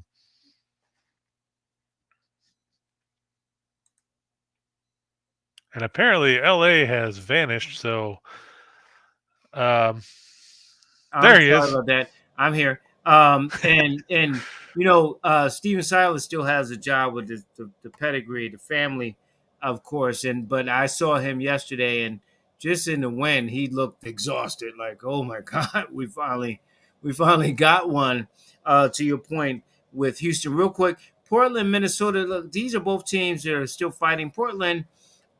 Listen, Chris. I mean, you get rid of one of your best players, we know it's time to rebuild. So what's coming down the road, but they're still in contention. Minnesota with Towns and what they're trying to do, they're good. They offensively they can score with everybody. I think defensively they're still young and they're not understanding matchups and rotations. But what do you see in this game? I see an ugly injury report for starters. If you look, Anthony Edwards won't play for Minnesota tonight. Neither will D'Angelo Russell. They will have Naz Reid and Pat Bev and Torian Prince, but those guys aren't going to really move the needle. Meanwhile, you look at the Trailblazers, like you said, they traded McCollum. Lillard's still out. They traded for Joe Ingles. He's done for the year anyway. And you look at the rest of the rotation. Eric Bledsoe won't play. Nasir Little's out. Nurkic is out. Anthony Simons is out. Justice Winslow is out. I heard they were trying to get the carcass of Clyde Drexler and Terry Porter to run the backcourt because they obviously need to have somebody because all their guys are missing in action tonight. The sad thing is, though, I don't know if Minnesota can cover the point spread because it's so damn high. I mean, last I looked, it was it's actually gone down slightly. It was 15 this morning. It's down to a whopping 13.5 now. That's too high. Yeah, they played the other night and they won by 12. But yeah, the line's probably still a little too high from where I'm sitting. If I was going to chase the game, I would probably take Portland with the points just because without Edwards and without Russell, I mean, you're taking a couple of big contributors out of the Timberwolves lineup too, putting a lot of pressure on Karl Anthony Towns to shoulder that load. And, we've seen him have his ups and downs this season too. One thing you can count on is it's going to be a track meet because neither team can play defense to save their lives. Minnesota 22nd in scoring defense. Portland's 27th. Wow. I want to make sure I don't lose my two guys, Mike Patton and Tony T. Mac McClain. Chris, also Utah, your Jazz, who I think in terms of bigs and what they're trying to do, I think they kind of fly on the radar a little bit. I think they need a little more power. They're on the road against a Dallas team that's been beaten. They've been some giants. They've been slaying, the Giants for a while. In particular, Golden State. Most recently, they're at home in this game. Yeah, as much as it pains me to say it, I actually like Dallas there because Utah's playing the second game of a back-to-back. They beat Oklahoma City yesterday. I mean, the Jazz have played better now that Rudy Gobert's back from his injury and Donovan Mitchell's out of the concussion protocol. But it's tough to go into Dallas, especially with the way Luka Doncic's played lately. And the Mavs, they're only going to get better if they can get Tim Hardaway back and guys like that. As much as I hate to say it, I think Dallas will probably win that game, which is painful. I mean, that would be like Tony saying that the Knicks were going to lose to somebody. By the way, Tony, I heard that those guys from Schenectady found their remotes, so it might be just you tuning in now. No, it's only but see, the bad news is there's only 3 of them left. What, did you kill the other 3 guys? No, they ate them. Oh, that's too bad. Knicks beat the Clippers. Yes. There you go. All right, I'll get some. Even Tony's not impressed by that. I mean, look at that. He's gone. Tony looks like, yeah, and Mike, both of y'all yawning. Okay. Real quick, listen, speaking of the Lakers, because we talked about LeBron dropping 56 on Golden State. They played the Spurs. Listen, 37, he dropping 56, Chris. This could be like a little extra momentum game where they kind of keep the winning thing flowing. Now, obviously at 9, and as Mike is shaking his head. Chris, what say you in this game? And I'm assuming, guys, and Chris, that this is it for Pop. Pop's like, I'm done. Like, I don't even want any part of this anymore. I fought the good fight. I'm done. But if the Lakers win this, then what say you, Chris, in this game? I agree with Mike. I don't think that the Lakers are going to win this game. LeBron is out. God. They can't beat the Spurs. LeBron has been ruled out with a knee injury. Kendrick Nunn hasn't played in an eternity. They don't have Davis. So what this is going to be? This is going to be the Russell Westbrook bricklaying show, where he's probably going to shoot the ball 35 times and hit about 8 of them. And the Lakers will probably lose by 8 or 10 points, and everybody will be like, "But look, Westbrook had 37 points," and nobody will point to the fact that he was 8 of 35 from the field. Hey, Chris. Sure, Mike. Go Chris, ahead. I was going to say, I'm getting word that Russell Westbrook is actually a charitable person. So what he's doing is for every brick that he shoots, he's donating a brick to Habitat for Humanity for this. Well, at least it's going to a good cause. That's why he shoots so many bricks. He's trying extra hard to donate. By the end of the season, he can build a 50-story condo building. There you go. So no. What do you say, Tony? There's a mausoleum waiting to happen somewhere in the middle of El Segundo. I'll leave it at that. Hey, Chris, I want to get you out of here real quick. Golden State, Denver, and the Knicks, Sacramento. Those games. Well, like we said, Golden State doesn't have anybody playing tonight. Tony, I heard they tried to get you on the phone, but you didn't answer. I told him, look, I can't do it. I'm only here because I don't want to get fined. That's so no. Did you have Skittles when you answered the phone? No. I just let it ring. That's too bad. I mean, but yeah, Golden State. You won't see Curry. You're not going to see Thompson. All those guys are still back in Oakland. If Denver loses, they should just all of a sudden rename themselves the Orlando Magic or something, because there's no reason they should lose this game. Hey, as for the Knicks, what's that? Will Barton playing? Last I checked, let me just double check here real quick. I think he goes for 25 or 30 tonight. Yeah, he's still questionable, but I think he's going to play. And that's still my guy, man. I know people don't like him because he shoots it a lot, but that's still my guy. Somebody's got to shoot it besides Jokic. My guy. Mm-hmm. As for the Knicks, well, you've seen the movie Major League, right? Yeah, we have. Okay, you remember Lou Brown saying that, we won today. If we win tomorrow, that's 2 in a row. That's called a winning streak. The Knicks know what those are. Mm-hmm. And as I feel for Tony, well, he agrees. Look, he's not even. He's just looking at it like it's a normal day at the office. Mm-hmm.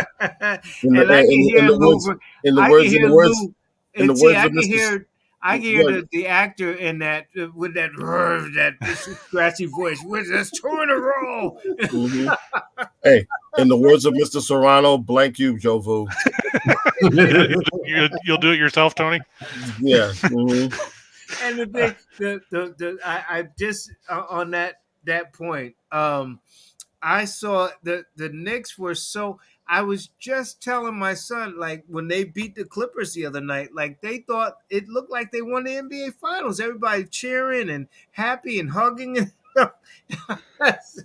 Well, I mean, you have to remember, if you look at the way the Knicks have played lately, they blew that 28-point lead against the Nets, where the only highlight you saw was Taj Gibson dunking in his own basket. They lost to the Suns, where they gave up a 3-pointer that got banked in off the glass at the buzzer. Basically, to quote former Buffalo Bills coach Kay Stevenson back in the 1980s, the Knicks have found a way to steal defeat from the jaws of victory. Oh, man. And I feel bad because Tom Thibodeau is a good coach. The problem is that the players that the Knicks have right now, don't fit in Thibodeau's scheme. Like we talked about last week with Kemba Walker, they sent him home. And like Tony said, it'll be about 10 days after Derrick Rose comes back when he'll get hurt and they'll want to bring him back again. And to this point, we still haven't seen Rose come back. Tony, I don't know if you have an idea when they're saying he's going to play or not. He's hiding in my basement. There you go. Shame. But, I guess, we'll get to that with Mike and Tony. But I think that I said in the beginning, and nobody has really commented on this, is that Thibodeau is a defensive coach and they don't play defense. There's not a fit here. It's really not. To Chris's point, they just don't fit this guy, or he doesn't fit them, or both. Whatever the case. It worked last year and the magical year and all that. And they made the playoffs. They lost Atlanta. But it's just not working. And you ain't going to fire the whole team. So why not? Good. Somebody's got to go, T. And all 12, 13 players are not gone. So Um, LA. Go ahead, Mike. Every time I look at the Knicks, I think about last year going into this year, and it reminds me of Earth, Wind, and Fire song. Oh man, taking After it the back. love is gone. Oh, After the love is gone. Mm. Last year, all the love, the garden was jumping. This year, you could probably hear crickets chirping in there. Cleese probably got open seats next to him now. Yeah, that's unfortunate. Chris, before you go, let people know how they can reach out and follow your show. I know you guys are on every day, and follow you, sir. Yeah, we're on every day now between 2 and 3 because they moved our time slot back a little bit because they're shuffling a bunch of other shows in. Just parlays with myself and Jim Williams, who was on prior to me being on. Ran long talking about politics, but that's Jim. You can see me on winnersandwhiners.com. I do a lot of writing about different stuff there. And you can always find me on Twitter at Betting Royalty, and I'll do my best to get back to you about whatever's going on in the world of professional sports. Tony, we should get you on there someday. Yeah, I'm going to coordinate it. Give me. Usually during the day is usually tough, but I can always slink away from work when they're not looking. And Mikey, we should get you on too. Absolutely. Yeah, I don't know about that time slot though. The day job might not be happening. Yeah, I understand how that goes. Yeah. Hey, I think that it's a win-win for everybody. Chris, I'm gonna let you go so you won't get beat up by your wife. And, I need to have a Ray Rice situation. Right. A Ray Rice situation. Ouch. That hurts. Mike Patton's married, so I'm sure. Anyway, but Chris. So are you, right? Chris, no. Hey, Chris, I appreciate you, man. We'll get you on next week. Thank you so much. No problem. Sir. Thank you. Sir. Absolutely. Take care, Chris King, of course, from Winners and Whiners. Just to put a wrap on the Nick thing. Again, must we? I mean, there's really nothing much more that can really be said. I'm not saying it to avoid it, but it's like it's no. But the only thing I'm saying, T, the only thing is saying that the contrast from last year, the same players, same coach, what went wrong? Like I don't. That's all I'm saying. And then last year, the one thing, even while things were going well last year, the one thing I was always thinking, and you want to be able to enjoy stuff, but I was always worried about the second year because that's been the trend with Tibbs. The first year, it's always good, the transition, whatever, but the second year now they let some, not key guys, but they let some key pieces go. Right. Now, look, you knew what Kemba was coming in. I didn't have a problem with him coming in because the problem that they have now is the problem that they still had last year. They still don't have enough offense. And even as great of a defensive team as you are in this league, you still have to score. If you're only giving up 70, but you're only scoring 69, guess what? You're gonna lose most nights. Yeah, and Mike, I think too, and I'm a Kibba guy, a UConn guy, but I don't think that I think that he came in the doghouse with this coach real fast, and I don't think that was fair. I know he's a small guy. I know he don't play. I know his knees, Mike. I know all that. I got it. But he can score. But you got to put it. But Kemba's a guy you got to get him in the flow. Like you can't put him on the bench and then bring him in you got to get him in the flow. That's just one part of it. The other part of it is, I guess, a question to you, Mike, is you got the Toppins, you got the Barretts, you got some really good, talented players on this team. What do they do if they're gonna get rid of the coach? Who do they keep? If you're the coach or you're I should say you're the GM, who do you keep in this roster if you get rid of the coach and move forward? Well, I'll say this: the old guys got to go. That would be Mr. Taj Gibson. He's got to go. Nerlens Noel, bye. You got let's see who else. You got Evan Fournier. Get rid of him if you can. You got. He's Mr. Bad Shots. Fournier. Honestly, they wished for Olympic Fournier, and they've got Orlando Fournier, who shows up once every blue moon. Right. So, that's what happened. They paid for Orlando Fournier, but they would need a refund. I mean, not Orlando, but Olympic Fournier.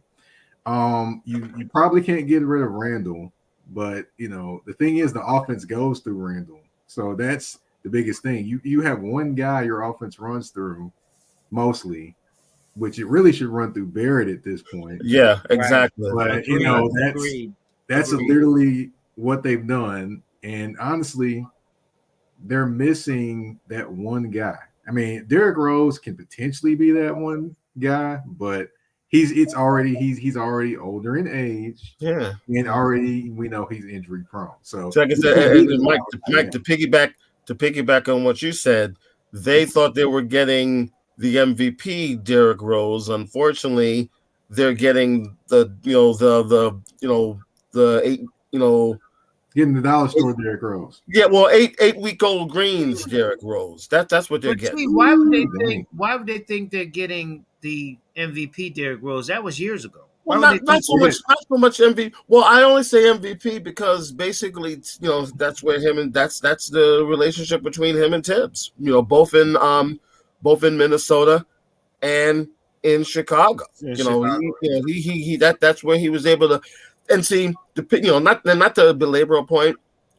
The thing with Kemba, the thing that I dislike the most is that he basically treated him like a guy that's on a 10-day G League contract. Right. This guy's an NBA All-Star at one point, And yes, I know his skills have diminished, but see, if you're going to give Rose enough room to sort of do his thing, you need to do the same thing. Now, no, is Kemba an MVP? No, but the fact that he dropped into his doghouse so quickly, right, is really the bothersome thing. Because again, end of the day, they still need offense. Now, look, Barrett is the gear is kicked on with Barrett, and to be quite honest, what they need to do, whether Tibbs comes back there or not, they have to build this team around their basically big three. That's Barrett, Toppin, and IG. And I guess you got to throw in Randall too as well. So they're big four. You have to build around those guys. They're still, they still have a little bit of cap room. I would, all those guys that Mike mentioned, I would get rid of. And I hate to say it, I think I would let Rose walk too, because right now, you're not going to, he's a great player and all that, but he's not going to get much better in this. He's going to lose. He's going to miss 20 games a year. Got a point for you. Go ahead, Mike. Okay. Also, what I would say is this. You said Rose, you let him walk. I mean, you at this point, you might want to let him roll so he doesn't injure himself. Just want to say, you might want to give him a wheelchair so he doesn't hurt himself. Yeah. But, as far as Randall, I mean, that's going to be a tough contract to get rid of. So that'll be an issue. I'm not ready to give up on him quite yet, only because, the only thing is, I think it's safe to say that, to me, Barrett has at the very least reached his potential, and to a sense past that potential. Is he going to take a back seat to Barrett? And I think at some point it's just going to have to happen, because he's just, the drop off just from last year is so noticeable. It's not even funny. Yeah, he's not the same guy, because last year he wasn't arguing with the referees. He wasn't doing this, doing that, and the other. He was focused on playing the game. This year, he's more into arguing with the referees, things like that. He's not hit the mid-range jumper not one time this year. I mean, it's just a different guy, and I don't know what to say. He actually is not going to the basket as much as he did last year. What it was, you went to the basket, and then you use the jumper off of that. Now he's going to the basket off of the jump shot, which I'm like, it's backwards. It's backwards. I think Mike, and I said this to Tony before, I think he's got full of himself. I think that he is hearing all how great they were last year, and he's taking bad shots. And guys do that. Like they're hearing how great they are, and they think they can, stop and pop. He took And bad shots I think last year that's too, though. yeah, Yeah. but That's the thing. I just think that he's a little more feeling like I'm the guy. So if And, I'm you the know, He guy, should I'm feel gonna that take way, these shots. but he also has to be and it's smart. more magnified this year because Right. they haven't played as well. So Right. it's a whole bunch of things. Let's put it this way: they don't have to see. What I fear is that they're going to just blow it up, and to me, you don't have to blow it up. You can, a little bomb. You don't have to go crazy here. You've got to, look, for the first time in at least, say, the Jackson Ewing era, you have a young nucleus now. You build from that. That's all. Right. You don't have to go crazy. They don't have Man, to. look, if they There is please there let is IQ be something the point guard. to go crazy in New York. I'm sorry, go ahead. Will they please let IQ be the point guard already? I mean, can they just let him be the point guard and put Burks? I've been, Jeez, it's maddening. He should have been the guy. To be honest, I think he should have been the guy going into this year. Don't Well, bring the in whole- Kinsler. Don't do any of that. well, the Put whole Burks in thing, off the bench. Let IQ be the guy. the whole thing was the way I understood it was basically, D Rose was his Yoda, in a sense, and you can see where he already had, better skills coming in, and now it seems like, again, the whole, playing time or what have you, and if he makes a little bit of mistake, he's quick to take him out. I mean, he was brutal with Toppin like that last year. When Toppin would make a little bit of mistake, he'd sit him right down, and it's stunted his growth. But that's the thing. They have a nucleus. I will, as bad as they look, they have a nucleus, but they've got to build around it. But there's so many people want to just blow it up, and you can't. Not now. You don't have to blow this team up. All you have to do is just build it. Let's put it this way: I'd be willing to see them, miss the playoffs and or rebuild over the next 2 years, knowing that they were going to do something. Because even last year, and I know it's hindsight saying it now, there was still something where you said to yourself, they look okay, but they're still missing a little something. And the Atlanta series really exposed that to a certain extent. They were built for the regular season, but they weren't built for long term. But T, you had said, I mean, just to follow up on it, you have said before, let's blow it up, and so you're willing to blow it up again. Not so not big, but you don't have to a little bit. You have to, let's put it this way. You need building blocks behind the four guys who you're going to build this team around. Now, if my thing is, as crazy as this may sound, if there was one guy I would really love to bring in, I would love to bring in Cat from Minnesota. Wow. I'd bring him in a heartbeat. Say bye-bye to Mitchell Robinson. Yeah. I like Mitchell Robinson. I think you keep him. I really do. Well, would he be willing to play a back? Would he be willing to be a backstreet guy? And see, that's the thing. See, I don't think he would now because he's had that little bit of playing time. So, and let's face it, if you're going to make a trade with Minnesota, you got to give them something. So, right. He would be the guy. So, again, in my world, he would be the guy I would go after. I mean, and see, look, I'm old school in the sense where I still believe in the Easter Bunny and centers in the NBA. So yeah, but Cat's a 3-point shooter too, though. Like he's not. Yeah, like but he was playing inside a little more this year, though. True, but he's more. But he's still he's about as traditional a center as you're going to get in this league right now. To me. Yeah. I think, I'm not, put it this way. I have more, I like him a little bit more than I do Jokic. And I know Jokic is the defending MVP, but give me a guy in the middle. Give me that guy in the middle. And yeah, if he gives you a few threes, along the way, God bless him. But my thing is, see all this green, you see all this paint in here? That's where you live. Yeah. Let me ask you this, Mike. Along the lines of MVP, I'm glad T said that. Um, you look at what LeBron did against Golden State. Of course, it might be an aberration to 56 or whatever, but he's been playing at a high level. We'll get back to that at 37 in a minute. But when you look at the landscape, I mean, Joker, look, he's playing with two. Michael Porter's not there. Murray's not there. They're the sixth seed, I think, or somewhere around there, and he's holding it. He's holding it up right now. And then, I'm a Sixer guy, so I'm gonna love Embiid for MVP and some other guys. But right now, if you had to make that decision, Mike, you had that vote, who would be your MVP at this point? Embiid would be my MVP. There you go, my man. Honestly, just looking at he's looking at the way he's played this season. I mean, he's dominated. He's been without a Robin. Basically, he's got he's had a Red Hood, a Wonder Girl, and whoever else you want to name from DC Titans.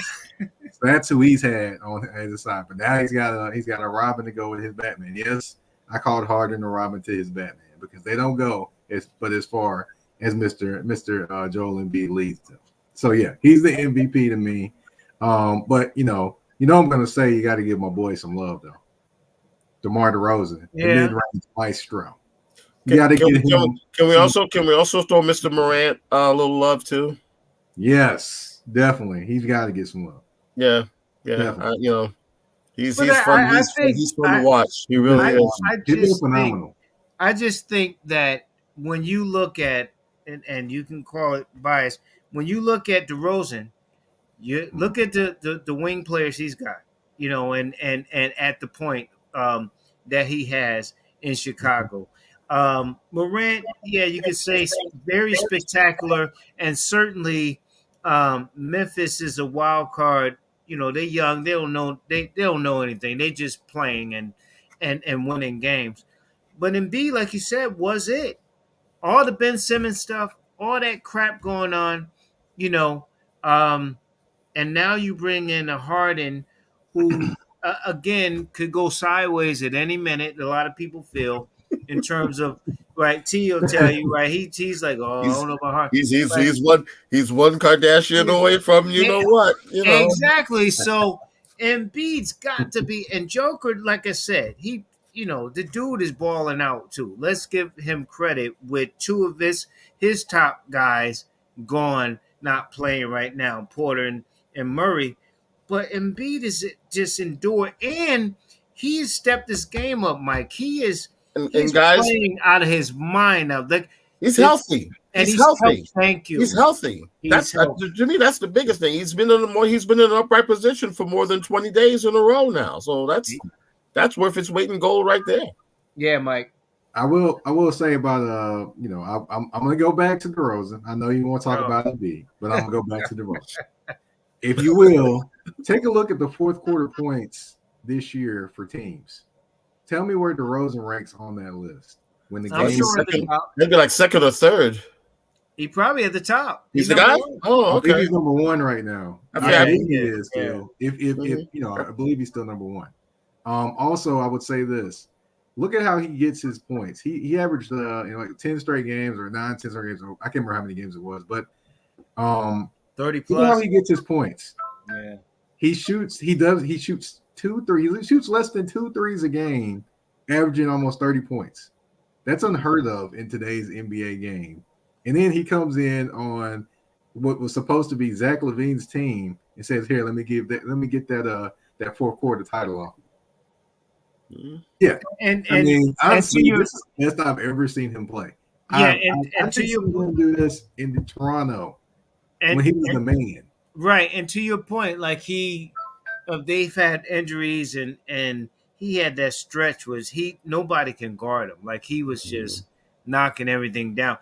The only case I'll make for Embiid is that he's been dominant. Like he has been at his position, at as Tony said, in the age of these centers, he's been really dominant. Like nobody, I mean, Greek Freak, nobody's been able to guard him lately, and he's been putting the double doubles and even triple doubles in certain cases.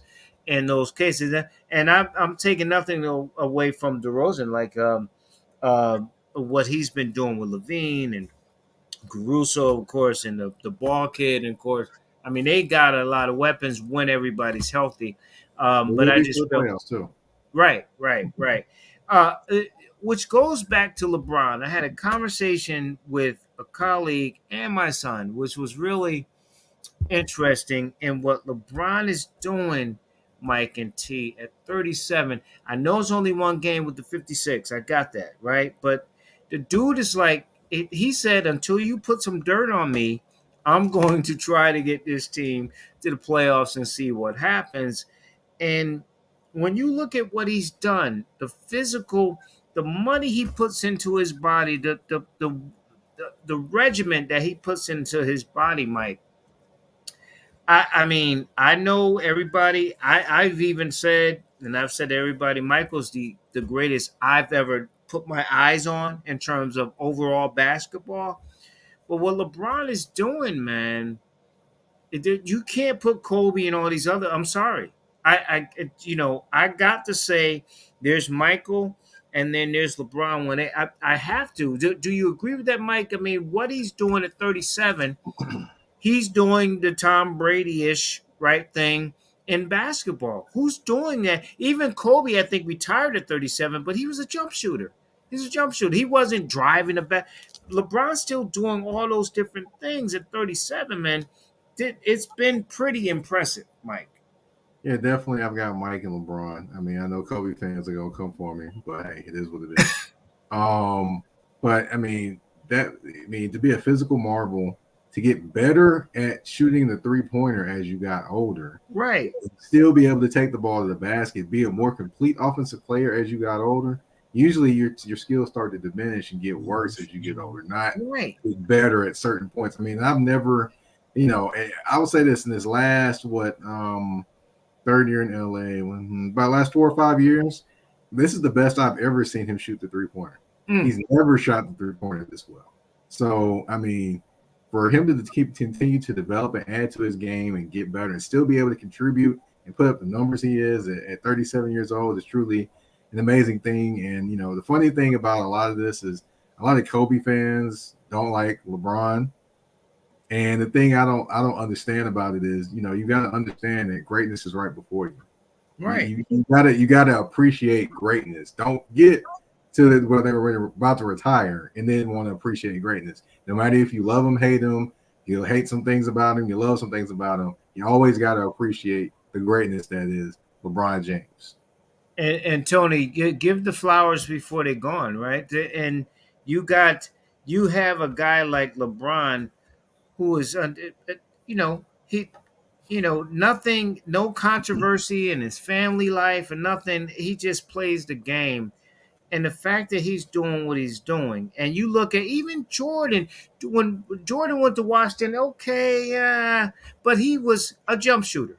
Kobe, when it ended, a jump shooter. LeBron still goes to the hole, and he can shoot the three, like Mike said, and he's still playing, and he's still winning games, and he's still willing his team to the playoffs. The only concern, and then Mike, you can follow up on it, is that remember when Kobe had Paul Gasol and they brought those guys in, they were trying to get in, and he tore his Achilles. Right, his Achilles. LeBron, that's my concern with LeBron. He's going to work too hard, and he's going to hurt something. Well, he's going to leave. Here's the one thing I think the Kobe fans really sort of miss. He's got just as much dog in him as Kobe. He's got he has that Mamba mentality in his own way. But see, my argument over the years with LeBron has always been, I go back and forth, with these folks that want to do the Jordan and, James comparisons. End of the day, LeBron is Magic Johnson. Right. Always has been, always will be. That's He's right. one of those guys that can literally take the first 2, even 3 quarters off, and then when they really need him in the fourth, he takes over. Now, he also, which people seem to forget, he can take over a game at any time. But his thing has always been to, to spread it out. Remember one of the biggest. Remember one of the biggest things they beat him to death about was having the audacity to pass the ball to Danielle Marshall in a key playoff game. And you would you would have thought he would have you would have thought that he had slapped Mother Teresa on Easter Sunday when he did it. Now, giving it to Danielle, questionable. Well, but see, again, that's always been his nature. If you remember, in that same series, I think it was game 5 or game 6, he took over, and that's when his game went into a whole level, and then they wound up dethroning the Pistons and getting to the final. Look, also with him, if he never plays another game, his greatest wonder was carrying that Cleveland team to the finals when they wound up misfits by the Spurs. That's like the 9th or 10th wonder in the world that he was able to do that literally and figuratively on his own. But that's the thing, and Mike makes a great point when he says, appreciate him now. I don't think there's so many people that just want to fly on that bash LeBron folk, and what's bothersome, it's so many people that don't actually sit and watch the damn game. Watch what this guy does. And I think too, the point too, Mike and T, is that what the criticism of LeBron is that he won 4, but he lost a lot more, right? And so you can't have it both ways. My answer to that is Jerry West. Right, exactly. He won 4. I don't care. He won 4. Like, well, how do you take that away? And you look at that, okay, but he's won. It's not like he's Charles Barkley. Barkley ain't win no championships. He won 4 championships. So even if he doesn't win another championship for the rest of the, he's got 4 rings, right? So, and he's great. And I think the other part of it is too, Mike, was that, like Tony said, okay, he likes to pass it, and he's not an alpha dog. He's not Kevin Durant. He want to take that dagger shot, whatever. No, he's getting people involved. It's a different type of style.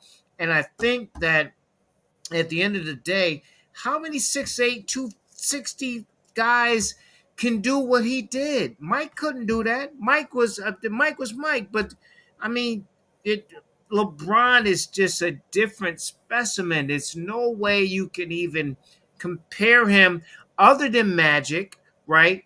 And as Sixer fans, Mike, about Magic and a guy like LeBron and Magic, who just made me cry to sleep when he just took over that series. When Kareem got hurt, he playing center, guard, and freaking forward and killed us. Ask us about a guy like Magic and LeBron, and we'll tell you how great LeBron is. I mean, really.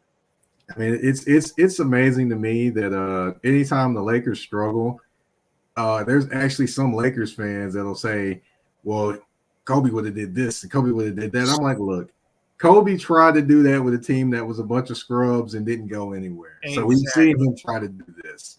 Another thing I would say too is, Tony, you said about taking that Cleveland team to the title game. That was his greatest feat.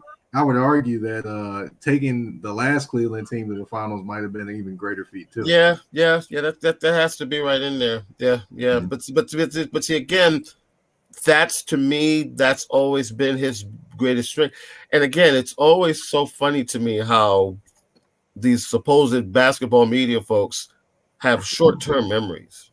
It's crazy. And even just from like you said, just from the last few years when Kobe was basically, with the Lakers, it was ugly. It was Shabba Ranks having honest baby ugly. Exactly, and that people forget that. Like, again, I know how Kobe ended with the 60 and all that. I get that, but he was a jump shooter.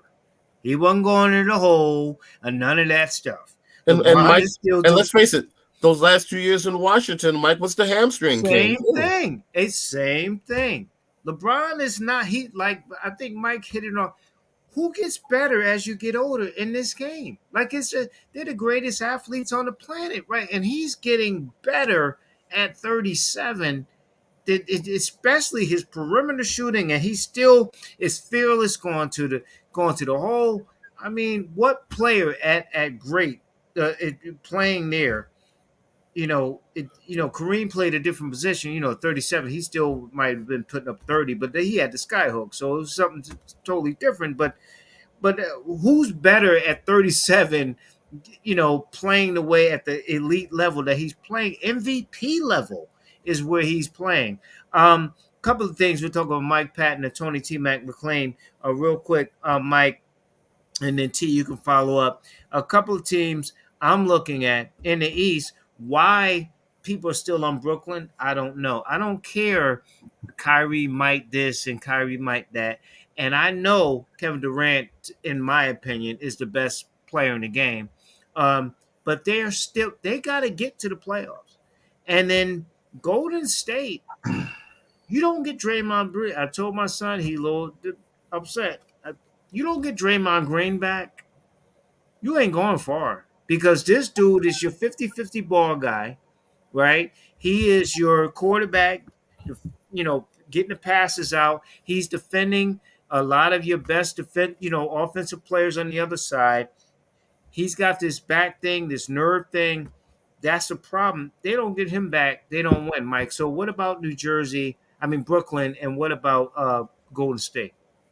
Oh boy, about Brooklyn, I'll say this. They did get Goran Dragic recently, so that's something that could potentially help them. But he needs to be a guy coming in off the bench with Patty Mills, not a guy that's starting. Of course, with Kyrie, not sometimes start, sometimes not. It's just not going to get anything going there. And you've got the young guys and Claxton that's there. I like him. I think they can develop him as the center of that team, but they just have a lot of issues going on, and you can't really get any chemistry going with people in and out of lineup all the time. And then plus one other guy they can't, that they need right now. Do I think he's going to turn around their season when he steps on the floor? No. Do I think he can help them? Yes, and that would be Ben Simmons, because then you can move Kyrie Irving off the ball.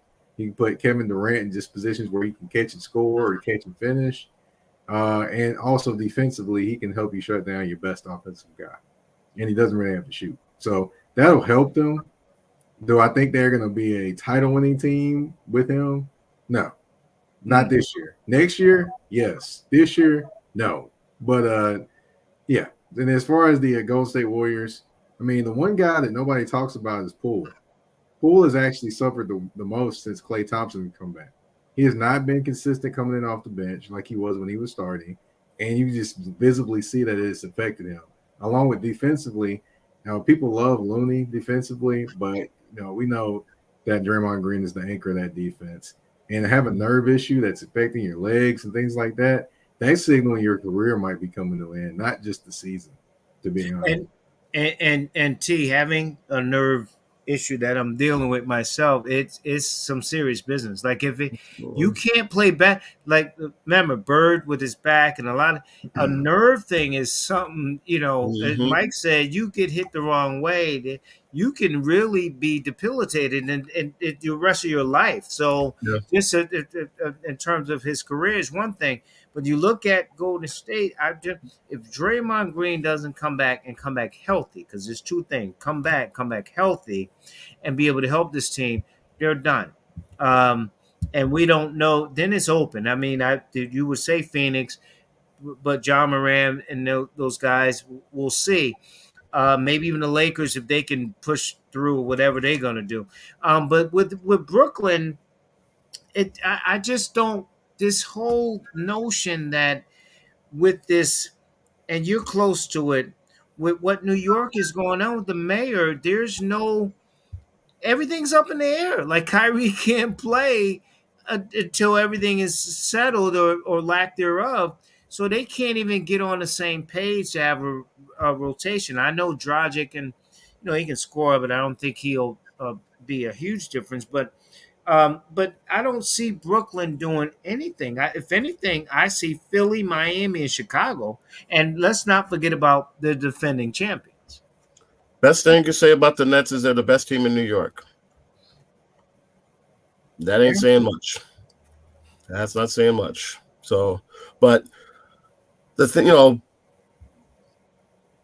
at some point, you have to almost say it, and I know the season's whatever, but like, what about Ben?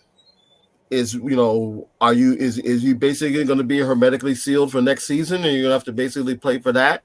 Because considering what they gave up, you sort of need him right now if you're going to even make He doesn't seem like he want to play. T. He doesn't seem like he want to play. Well, see again. See, now he's out of. See, to me, there's really, I don't like to say this, but there's really no more excuses now. You're out of the place where you wanted to be, Right. and now you're in a place where they actually want you, and he's,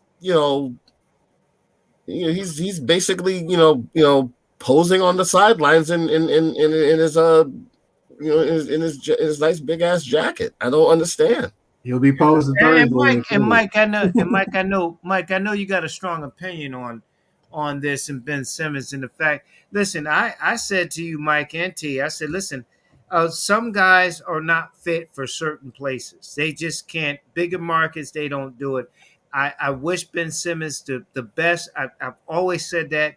I just didn't think he was the right fit. It just didn't work in Philly. So now he's in Brooklyn. He has a chance to play against Philly, show this, that, and the other. And it just seems as though you're pushing him back and pushing him back. What is that about, in your opinion? Well, it's about a back issue at this point. But as far as they said, He didn't have a back issue when he was in Philly, though. They ain't talking about there. Back. Well, I understand there, but of course, things can happen when you're definitely trying to get back in playing shape. No matter how much anybody tells you, you can train and train and train and be ready. No, basketball shape and actually being in shape are two totally different things. Right. So you can definitely flare some things up. Honestly, I don't know if he makes it back for the end of this season. I honestly don't know, but it's gonna be LeBron in Cleveland level hate thrown at him on Thursday, especially sitting on the bench as a sitting duck without being able to do anything about it. And I think that the sad part of this, really, honestly, guys, is that I don't know him, and we don't, So if he went through any mental things, more power to him. God bless. I hope all those go well. We don't know whatever. But if that was an excuse to get his money, and now the back thing is something else, then that's a concern. Like, so are you going to play or are you not going to play? Like, what are we doing here? Brooklyn gave up Harden. Certainly, I think Brooklyn got more out of in terms of draft picks, and Philly got Paul Millsap and that kind of thing. But Mike, I'm just kind of like, what's if this is long term with him? Like, if this is going to be an issue with him down the road? Because, like you said, he can ball out defensively. I mean, he is a Magic Johnson type of player with the ball in his hand, the size, the rebounding, a better defensive player. But what's going to happen with him? It just seems to be the concern. Well, I think his next season, in terms of being in Brooklyn, will be a revenge season for him, in terms of how his mindset will be. Yeah. I think this season is pretty much a wash at this point. I don't think you're going to get the best version of Ben Simmons with 15, 20 games left. Right. Really not. The thing I'm looking forward to, though, is Thursday night, TNT, 76ers, Nets. Who is going? I just want to see the energy in the building, and I want to see who is going to get into each other's face. Who going to make some magic happen for the camera? Who going to give us some basketball drama? Is it going to be Holmes? Is it going to be Kevin Durant? Is it going to be Ben Simmons wolfing from the sideline? Is it going to be Embiid getting in Ben Simmons' face since he ain't talked to him since I don't know how long? That's what I want to know. Well, and that This is looking more like another episodes of Housewives from Atlanta at this point in time right well, now. I I was was gonna gonna say, say Days of Our Lives, and somebody's Mhm. playing what what's it again? Stefano. Who's playing Stefano? well, and the other thing is too, and I know people will get upset with me, but I don't really care that both fans in those cities could be pricks anyway. So yeah, Absolutely. you know, Philly and Brooklyn, you know how we know it. So they could be pricks either way. Whether he home and away, they could be really nasty and racist in a lot of ways. Real quick, couple other questions. Um, Listen, again, I always go back to my kids. So one's a Carolina fan, one's a Duke fan. So you have this Coach K, Mike, right? He ends. So my oldest son is like upset because he's a Duke guy and they lost. Carolina, my youngest, just ragging on him, like, "Oh, we won on your turf, last game in Cameron." And I've been to Cameron, and it's very closed in. It's like the old Boston Garden. It's very closed Bandbox. in and hot and all that. Um, but Mike, I'll start with you.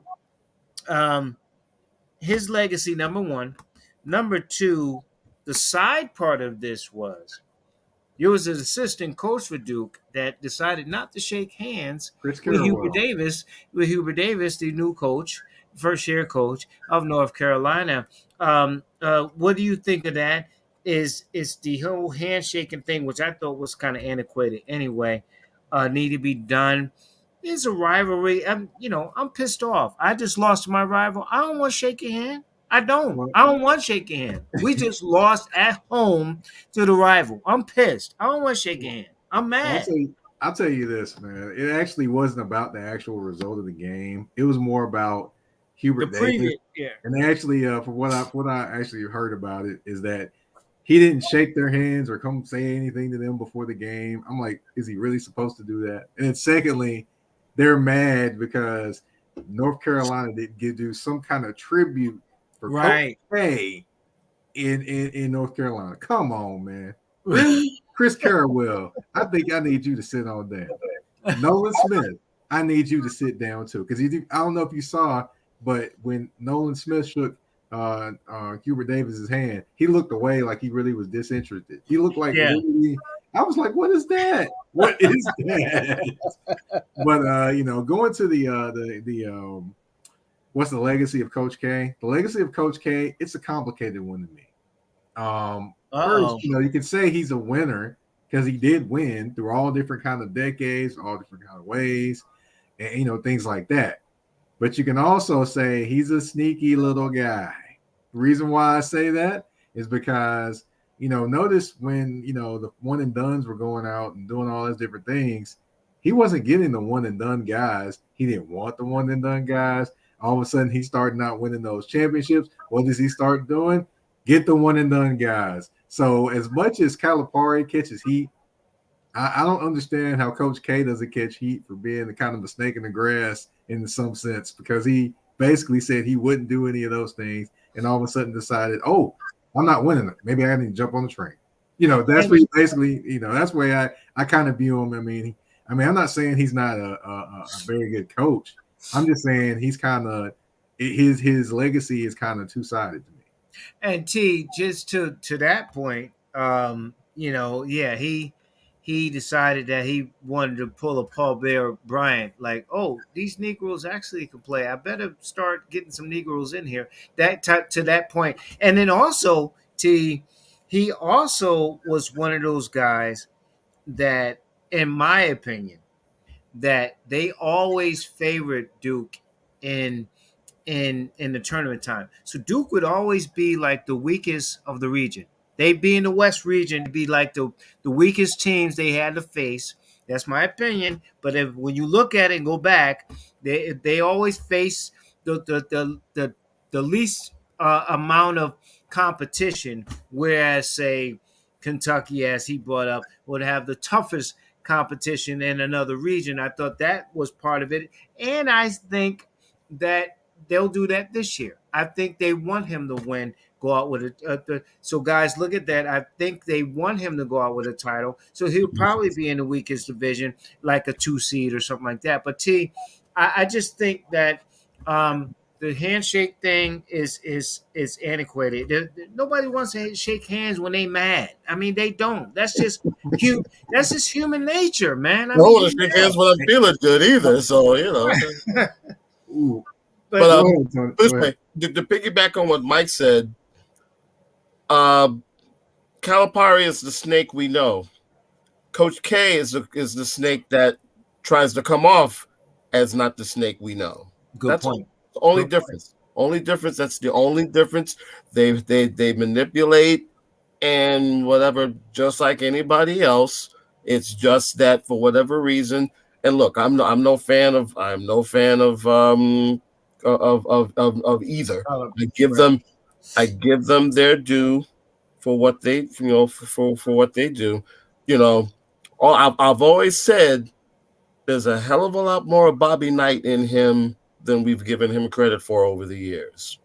Great point. And to Mike's point, plausible deniability. I don't know it. I don't know anything about it. I don't know any about this illegal this or did that. Coach K can say that all the time. Remember, he got caught on the and they got the little slap on the wrist when they were sanctions about in terms of some recruiting violation. It was a little slap on the wrist. But at least with Cal's like, yeah, these dudes are going pro. Like, I'm just here to help them go pro. At least he said that. Like, at least he real with it. No, All he's these he's the snake. He's the snake you know. he's a snake, He's the snake you know. That's right. all. So and with Coach K and and then I thought just just as a side thing, he's calling out his team. They didn't play. This team doesn't have a Jay Williams or somebody. They don't have a leader guy that you just go give the ball to make a shot. This team is young. For him to say, "Well, I apologize for this is unacceptable," I just thought you calling these kids out who are dealing with all this stuff for a week, all this emotional stuff, and by the way, your rivals are coming to town to play you, and Mm-hmm. you go, This is unacceptable." That's just typical Coach K, and I've been saying that about him for quite some time. So that was poetic justice, in my opinion, for Carolina. Hubert Davis, who I'm not a big fan of, as you know, T. Oh boy. With all his, I'm not black, I'm not the black coach, and all this other stuff. I, you know, No, but- he's black on Wednesdays and on Arbor Day, I believe. right. So I He give him said his he's black. going home to his.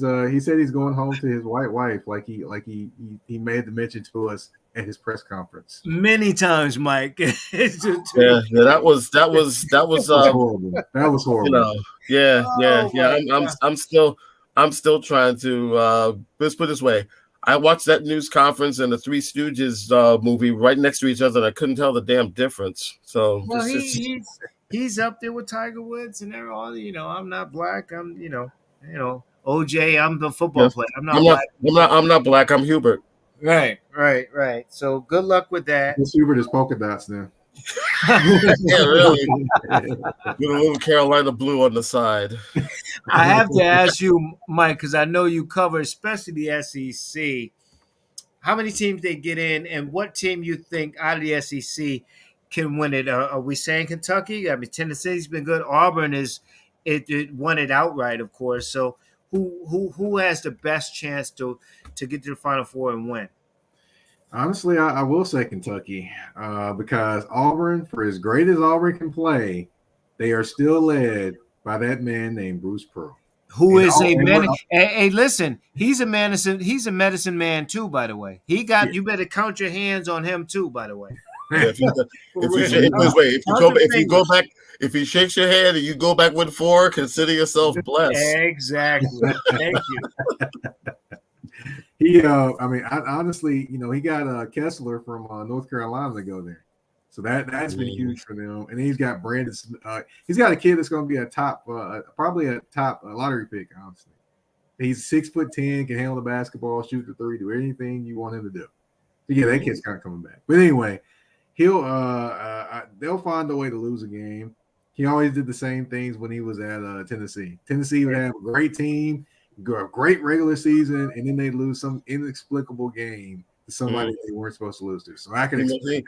He makes Lefty Driesell look like John Wooden at this point in time right now.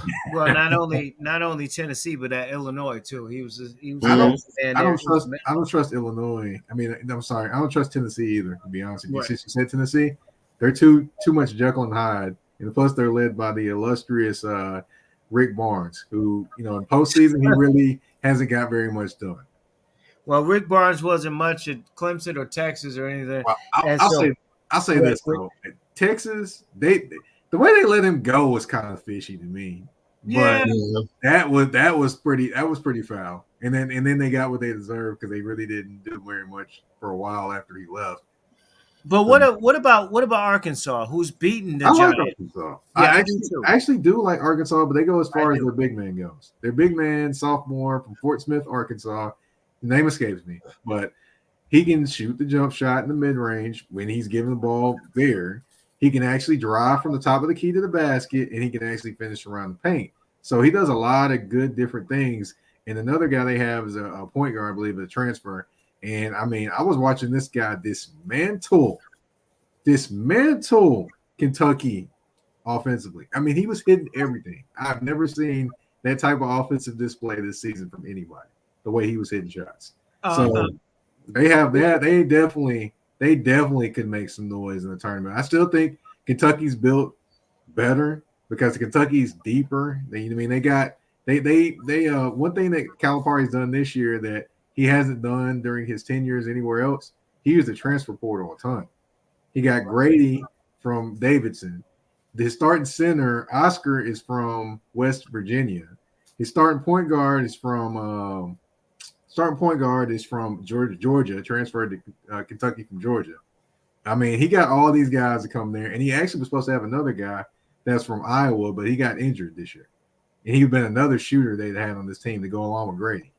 So with all that being said, I mean, I think that Kentucky has veteran leadership, and they have skill guys. And Oscar, I don't know who's blocking him out inside. He said he's literally had like 25, 26 double-doubles this year. Right.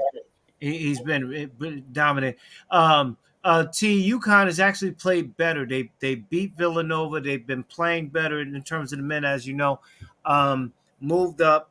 Obviously, the Big East tournament coming up. They have a chance to move up. What do you see them doing? What seed? I mean, I think they're 18 going into their conference tournament now. Well, if you believe the bracketology numbnuts, I believe they have them at like seventh or eighth seed. That sounds about right. Let's put it this way: they're better. I think they're better than they were last year, which means they should get out of the first round.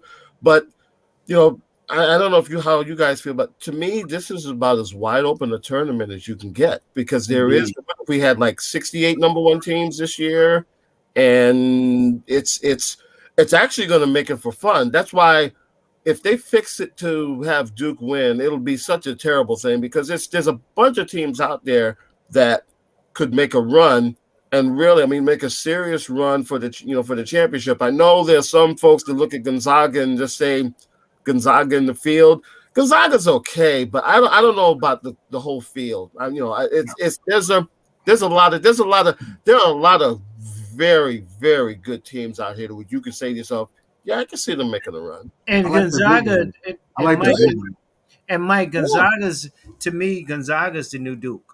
Like, I think they want them to win. Like, it's this feel-good story, and they want it to win. But they got to get past St. Mary's and all this. The St. Mary's beat them, right, in their conference. So we'll see if they – and they'll probably still be a number one.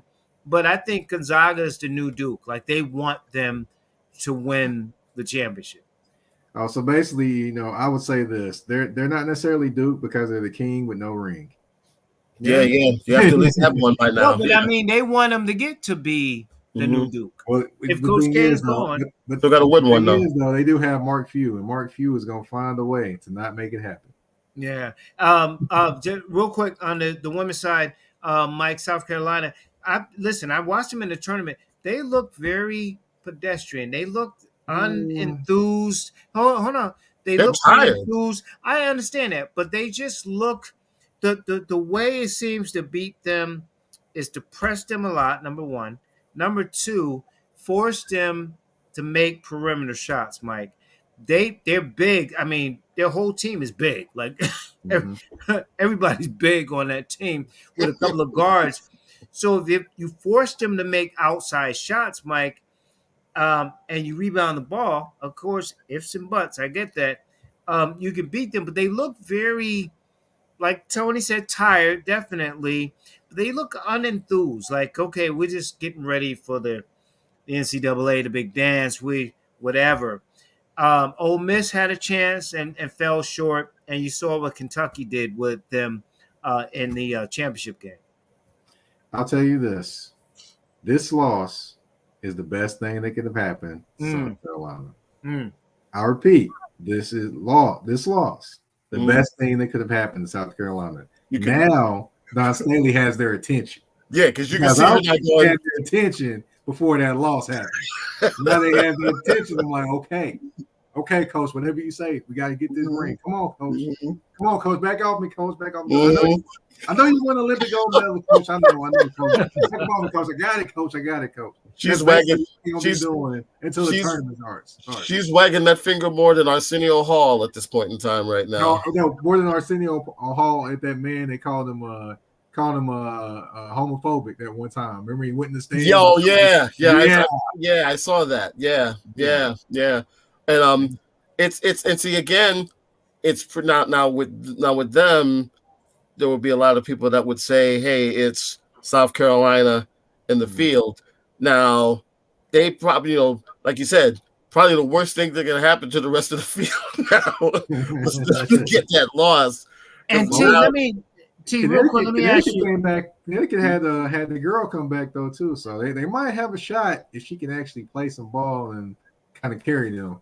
Who's that? And T, let me ask you, because with the Lady Huskies, they've had COVID and injuries. The player of the year have been out. Now she coming off of the bench, and so as you know, I'm not a Geno guy. I root for the team, not for him. But they kind of. I can't stand Geno, but like Geno States. But they've had a lot of adversity, T, and they've been playing a lot better. I think they're 7th or 6th or whatever they are now. What do you see them in terms of what they're doing in the field, especially when you look at a South Carolina team, like you both said, you know what, you got my attention. Now it's real. Now we're gonna get it. And Stanford has been good all year too, T. The crazy thing, and I think I mentioned this to you in a text earlier this week, the expectations here have always been high. Whenever they lose like one or two in a row, they do. We have martial law here in the state, so bread lines and everything else. But now that the expectations basically are lower, and there's not really that pressure, they can have a run in them. All because they're still UConn, but it's sort of like the small U now instead of the big U because the expectation level is there. So I am not saying they're going to win it, but would I be surprised to see them in South Carolina in the championship game? Nope. Yeah, and South Carolina this year. Yeah. More like a UConn Fresca almost. There you go. Well, listen, South Carolina is beating everybody. And that's the thing. That their schedule. Their schedule is like, remember when Florida State used to load up when they were independent and they would load up that schedule? Right. They, look, just their SEC schedule would beat off a lot of teams, but they're playing UConn. They're playing everybody. So everybody. But again, they blew out Stanford. Well, no, they won by 2 against Stanford. They blew out NC State, which is the 3rd seed. They beat Maryland. They beat up. South Carolina's beaten everybody. They've Yes. lost one game, and it was in their conference, as Mike knows. It was in Yeah. their conference. They didn't even lose to the top 10 or top 25 team. They Yeah. lost to somebody in their conference. So, I mean, And you and have you to know say it's the field. and you know this could spur Kentucky. I'm not again. I'm not sure how far Big up to Kyra they'll go. Elsie, by the way. Yeah. I mean, look, Former Tennessee ball. He used to play with Shamika Holtzclaw, Samika Randall, to make catching. Well, she was one of the she wasn't one of the Meeks, right? She was just one of the Meeks, but she was one of the sidekicks for real. She was yeah. So I remember being her in that thing there. But yeah, it's see, that's the great thing I like about the women's tournament is that even with a clear whatever, there's always room for some ups.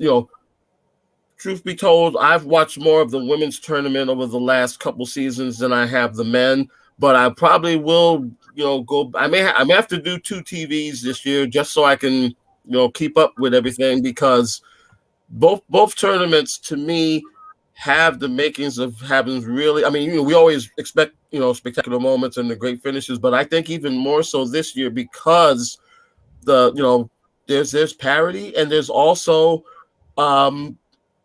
there is no clear one way. And yeah, I think everybody wants to see that, Mike. Yeah, and just Man, a little high myself. No Napoleon complex for her, right? Real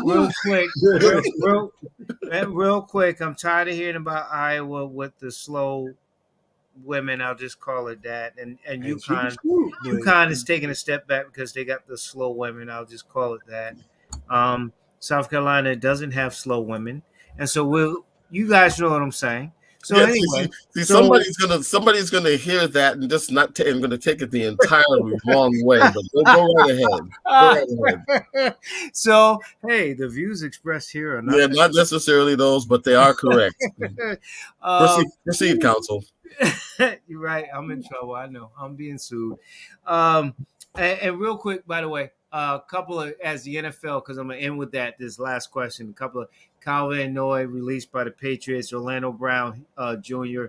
Tagged, of course, 1-year tag by Kansas City. We'll expect that, I'm sure, with Devontae Adams and Green Bay. We'll get into all that next week. But I want to end with this because I think it's very hypocritical, Mike Patton, that you have a wide receiver in Atlanta that is not, by all accounts, a millionaire or one of those guys that's going to be the elite wide receivers in Calvin Ridley, who betted on football. Now he's suspended for a year at least, they're saying. Maybe more. Career might be and so I get it. So that was really stupid. Like I told my son, that was really stupid. Get somebody to do it, whatever the case may be. But the NFL, as Tony has said, right, is very hypocritical. You already got a betting partner. Like, and partners. They've got they need partners. Now you know one. Right. And then Mike, the other part of it is, dudes is doing it, man. They just ain't got caught. He got caught. So the hypocritical statement of Roger Goodell, we expected there's no room for it and it takes away the integrity and people believing if we're all that kind of stuff. It's here's what I can say. So the loser in this is Calvin Ridley. Really, Calvin Ridley is the only one that's going to lose in this. The NFL is going to make a crap load of money with their partners, as Tony said, their betting partners.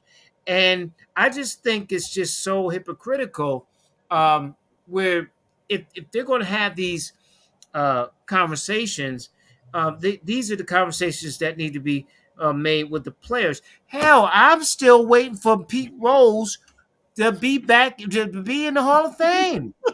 40 years or whatever it's been, T. I want Pete Rose. I'm a Pete Rose fan. He should be in the Hall of Fame. I don't give a. They got all his stuff in the Hall of Fame, Mike. I don't know if he gonna like. And he ain't even in there. All his bats and all that. but he's not in the Hall of Fame. So Oh, I it's hear you. hypocrite. Mhm. It smells of hypocrisy, Mike. Oh, I hear you there. But one thing that also that Calvin Ridley knows is that they basically told him that he ain't supposed to be doing this. And I'm Right. like, yeah, look, I know it. I know it. You know, in terms of hypocritical and things like that. I know that. I'm not dumb enough. I'm not crazy enough to say, hey, it's not going to happen. Nobody's doing this, that, and the other. But to go to the state of Florida for one site can bet on NFL games, and you use that site, and to not know that they're going to track you, come on, man. Come on, Calvin Ridley. Yeah. But the thing is with me, that I'm not, he knew what was going on. I mean, we may not like it, but he knew what he wasn't supposed to be doing. Right. Also, I will say this is Roger Goodell. I understand you pointing this towards Roger Goodell, but the thing is, once he got off of that speech, they took the battery out of his back. So when you pointed at Roger Goodell, you need to be pointing at 32 other guys that took the battery out of his back after he put that speech up there, because they told him to go do that. He basically is the guy. He is the bodyguard that takes all the bullets for the president. Basically, what he is. Oh God, he's Kevin Costner with a bad haircut. No, There and you go. I get that, and I get that, Mike, and Mike, when I get that, Mike, and what I'm saying, I guess what I'm saying is that, and I get it. I'm saying he's the face of the message, and the message is just full of what, like it's you're better, you are. Mike LA, I Mike will and say this.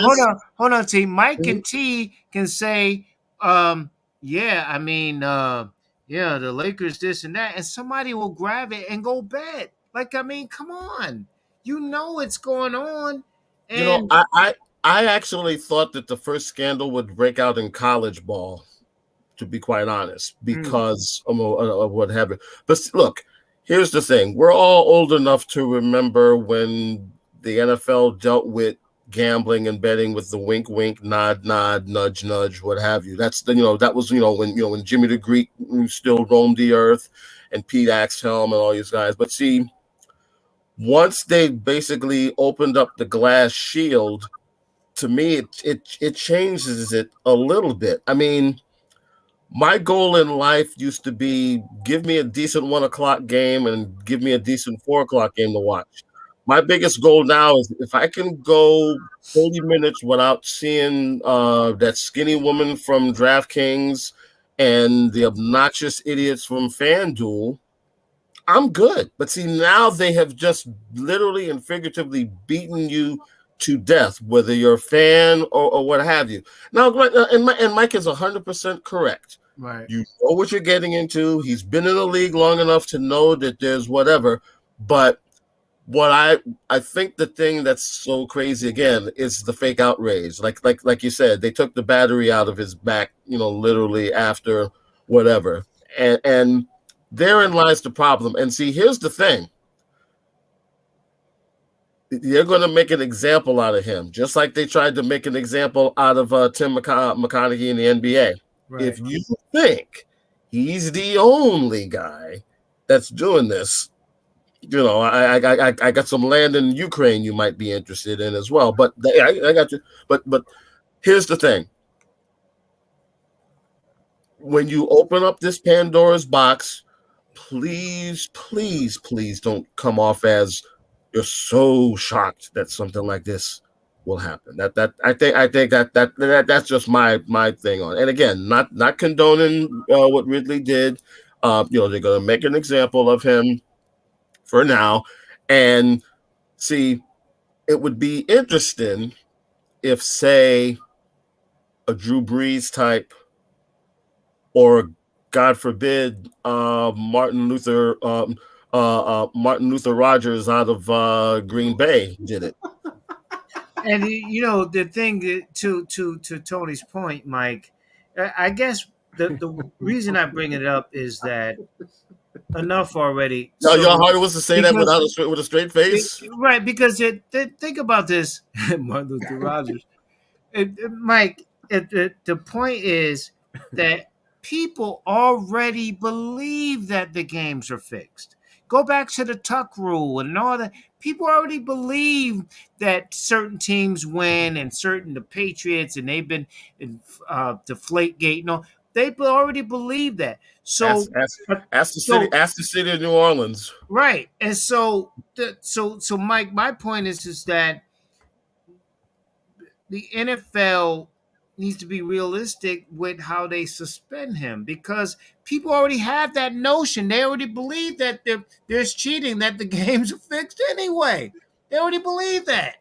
Well, I hear you there, but the thing I always tell anybody when they tell me that a game is fixed or anything of that nature, I tell them, can they tell me the exact date, time, and location where they practiced this whole entire thing before they stepped on that field? And they can't never tell me. So at that, I'll leave it at that. But that's unfair, though. No, it isn't. You can't. Not really. Not really. No. I mean, you can't. Really. I'm saying if you're saying practice before the game to the game, how could you say that anybody would know when that would happen? Whatever. What I'm saying is Tom Brady definitely fumbled that ball, right? So if he fumbled that ball, the officials could have said it was a fumble, but they said it wasn't because the fix was in. I ain't talking about before the game. I'm talking about when it happened. They want to make sure that the Patriots win that game. And I believe that. Well, the fix is always in wrestling too. But they practice that. Okay, but wrestling, we know for sure, and having dealt with them guys, we know for sure that wrestling is fixed. We know that they take blood. Hold it. And fake their cut on their forehead. Wrestling's not real. Tony, you're not helping my point here. Thank you. Well, you're not. Well, only reason I watched all those matches that SC Jones lost, and I was like, I really got bummed about it. So you're telling me that it's not real? I thought Steve was a reincarnation of Pro, man. You crushed my childhood. Right. So I'm on the other side of the Immaculate Reception, right? So people think that was fixed. Like it really wasn't. Not that fixed, but it really wasn't a catch. Like it hit the ground and all that kind of stuff. So I mean, there's different ways to cheat. I mean, and we know cheating. Just go to the Black Sox scandal and whatever. I mean, you can go a lot of different places. So I mean, it's real. Like, I mean, we can't. All I'm saying is that Ridley is going to be the sacrificial lamb, of course, because he was stupid enough, like you said, to put it in his name, to go to Florida, not have any backup and do it the right way. Yeah. That's stupid. That's Ray Caruth, at a lighter sense, right? Just the stupidness of it. But don't tell me the Tuck rule. I mean, come on. People believe stuff is fixed all the time. They believe it. I'll say this too. Josh Shaw was actually the first person they made an example of, not Calvin Ridley. But Josh Shaw was playing in Arizona. He didn't necessarily bet on his team, but he surely bet on some games while he was playing in Arizona. And he never played. He never played since. So he was actually the first example. Yeah, and I found it very interesting. He actually, the funny thing, I was just calling it funny, but funny, ironic more than anything else. He had that leave of absence because he was going through some mental issues on the field, and that sort of got pushed to the side, and now all of a sudden they're making him out like he's making him out like he's the gambling bug reincarnate. But here's the thing: if we start seeing more players, then the NFL is going to really have to address this because, see, as of right now, they can pile all their whatevers on Mr. Ridley, but if some other things resurface, and most importantly, if a referee should come up dirty, literally all bets are off. Literally, and Mike, you get the last word on this. The other part of it, Tony just touched on, which we didn't touch on, Ben Simmons with the, mental issues, concerns. He said Calvin really used that, and he really was gambling. Now, what are the owners going to look at when somebody says they have mental issues? Now, I'll say this. NFL, NBA, whatever. I'll say this. I'm not going to say he used mental issues for gambling because we don't know what's going on in that man's head. Okay. I'm definitely not going to say that. That's true. Because okay. That's fair. That. But what I will say is this though: the thing that I don't like the most about this entire thing is that now people are saying, "Oh, he never had mental issues. He was just gambling." Right. Like all of a sudden, they went to Holiday Inns and woke up and became doctors. So yeah, no, it just that is. Yeah. That's my point though. Exactly. Mike, that's my point though. That's my point. That if he says that and they think, oh, he's just trying to hide behind that, like they allege Ben Simmons, and I use allege Ben Simmons, then what happens with these players when they really have legitimate and they're documented and everything? Not to say that Ben or Calvin really or not, but I'm saying when these things come out, how are the owners going to use that against them if they're even going to use it contractually? Well, owners are greedy, so they're going to find a way. But the one thing I know you want me to go off into that direction. I know that, but one thing I also want to address too is, this isn't the first time Calvin Ridley has been targeted about different things and thinking that he's faking mental health issues. Because some people in Atlanta, he's been getting ripped in Atlanta because he's out because he went, he went somewhere and he was smiling. People think that because you have mental issues, you can't smile, you can't be mean. They said that about Ben Simmons. And that's not the entire case.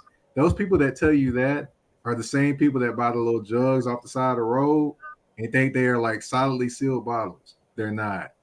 But it just, to me, that's where I think we go into a slippery slope of trying to tell somebody when they have a mental issue and when they don't. And you the only thing you did was sleep at a Holiday Inn. But to your point, owners will definitely try to do what they can to try to say, hey, he didn't have mental issues. I told you. I mean, honestly, it wouldn't surprise me if NFL owners, if they aren't already, have like private investigators follow some players that they say are injured or anything like that. I could promise you that it's probably already happening in the NFL. And it's and to that point, they're quick to talk about Antonio Brown because it might be an obvious behavior thing, like it's out in the open, it's behavior, right? And try to say that, but they don't say that with Calvin Ridley or Ben Simmons. To your point, which we don't know, and just to end with this, and Tony and I worked at WNHC in New Haven, is that I interviewed Phyllis Hyman, who was very excited about her new album. Excited. Like, I mean, just so excited, so joyful and everything. And 2 days later, they found her in the tub. And it was, and they talked about suicide and different things. So to your point, Mike and T, you just don't know. And that's my concern. Like moving forward, like owners in all sports are going to try to use this against players who actually really, truly are going through some stuff. We've seen NFL players kill themselves, like in brain things, and it's just not something. And people want to see, just go play. Like Mike, to your point, he's smiling. He ain't nothing wrong with him. See, he's smiling. We all know about the whole Junior Seau thing, but people sort of look the other way with Dave Durson. People sort of look the other way with Andre Waters, and so many other nameless, faceless players. The sad thing is, excuse me, with a lot of these leagues, they sort of have to get shamed into doing something in regard to this. I think the whole thing that we saw with Naomi Osaka was able to bring a little bit of a light to it. But I think it's Oh, how only dare she stop playing tennis? What? well, How sure. Well, see, dare? I think that's again. I think it's one of those issues that's always been in college and professional sports, but because of the demand that we put on these folks, it gets lost in the shuffle. Because again, like you said with Naomi, how dare you not allow me to see you play? And that's the knee jerk reaction with all of this. And when you allow yourself to sort of take the step back, then maybe you understand it a little bit more. But again, because we're in this 24/7 365 media frenzy regarding sports now, um people look at it as a birthright. You're supposed to be there for me. Yeah, and it really is. As we conclude, is Laura Ingram telling LeBron, just shut up and dribble. How dare you? You're an athlete. You can't have issues. You're not human. You're an athlete. So just shut up and dribble. And I don't care about your personal life or your mental issues or whatever. And that's the way it is. At the time of this broadcast, which will go away, Chattanooga just hit a 3-pointer to beat Furman 64-63 at the buzzer. It was an incredible shot. I just had to mention that. March Madness is here. Guys, I've kept you forever.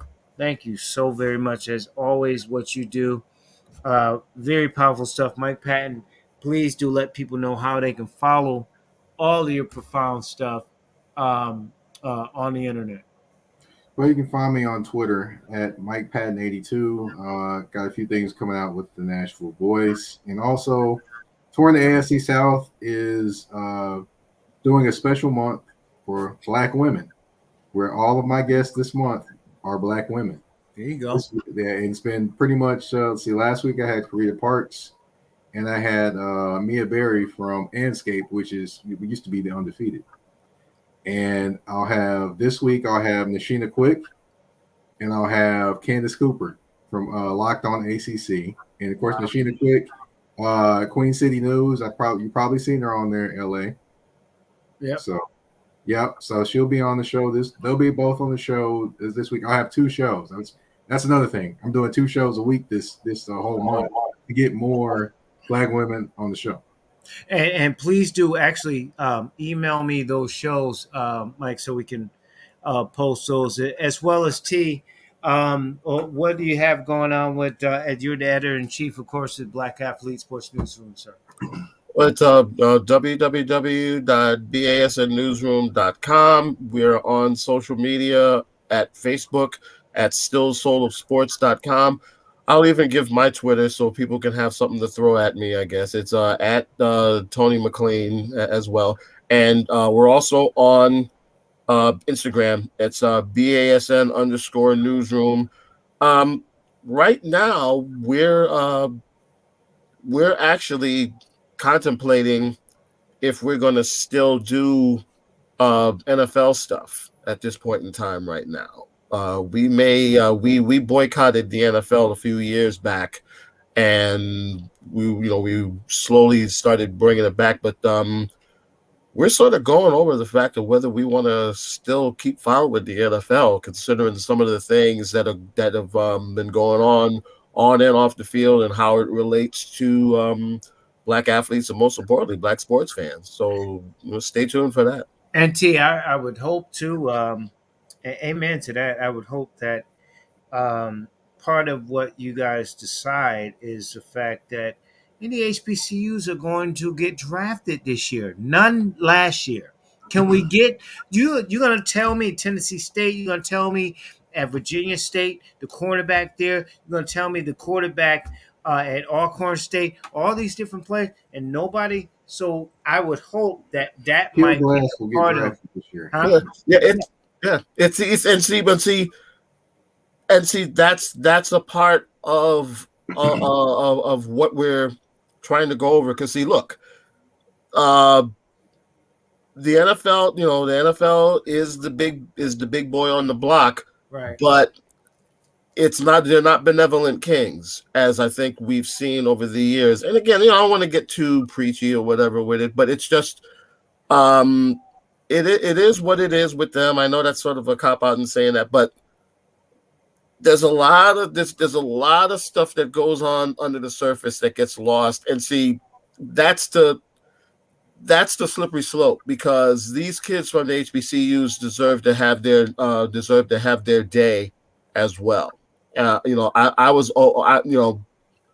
of the things I always used to say when Ty Willingham was the head coach of Notre Dame, is there any way that Ty can win and Notre Dame get beat 63-0 every week? So it's just impossible to happen, of course. But well, I mean, Ben Roethlisberger, and I'm a Steelers fan.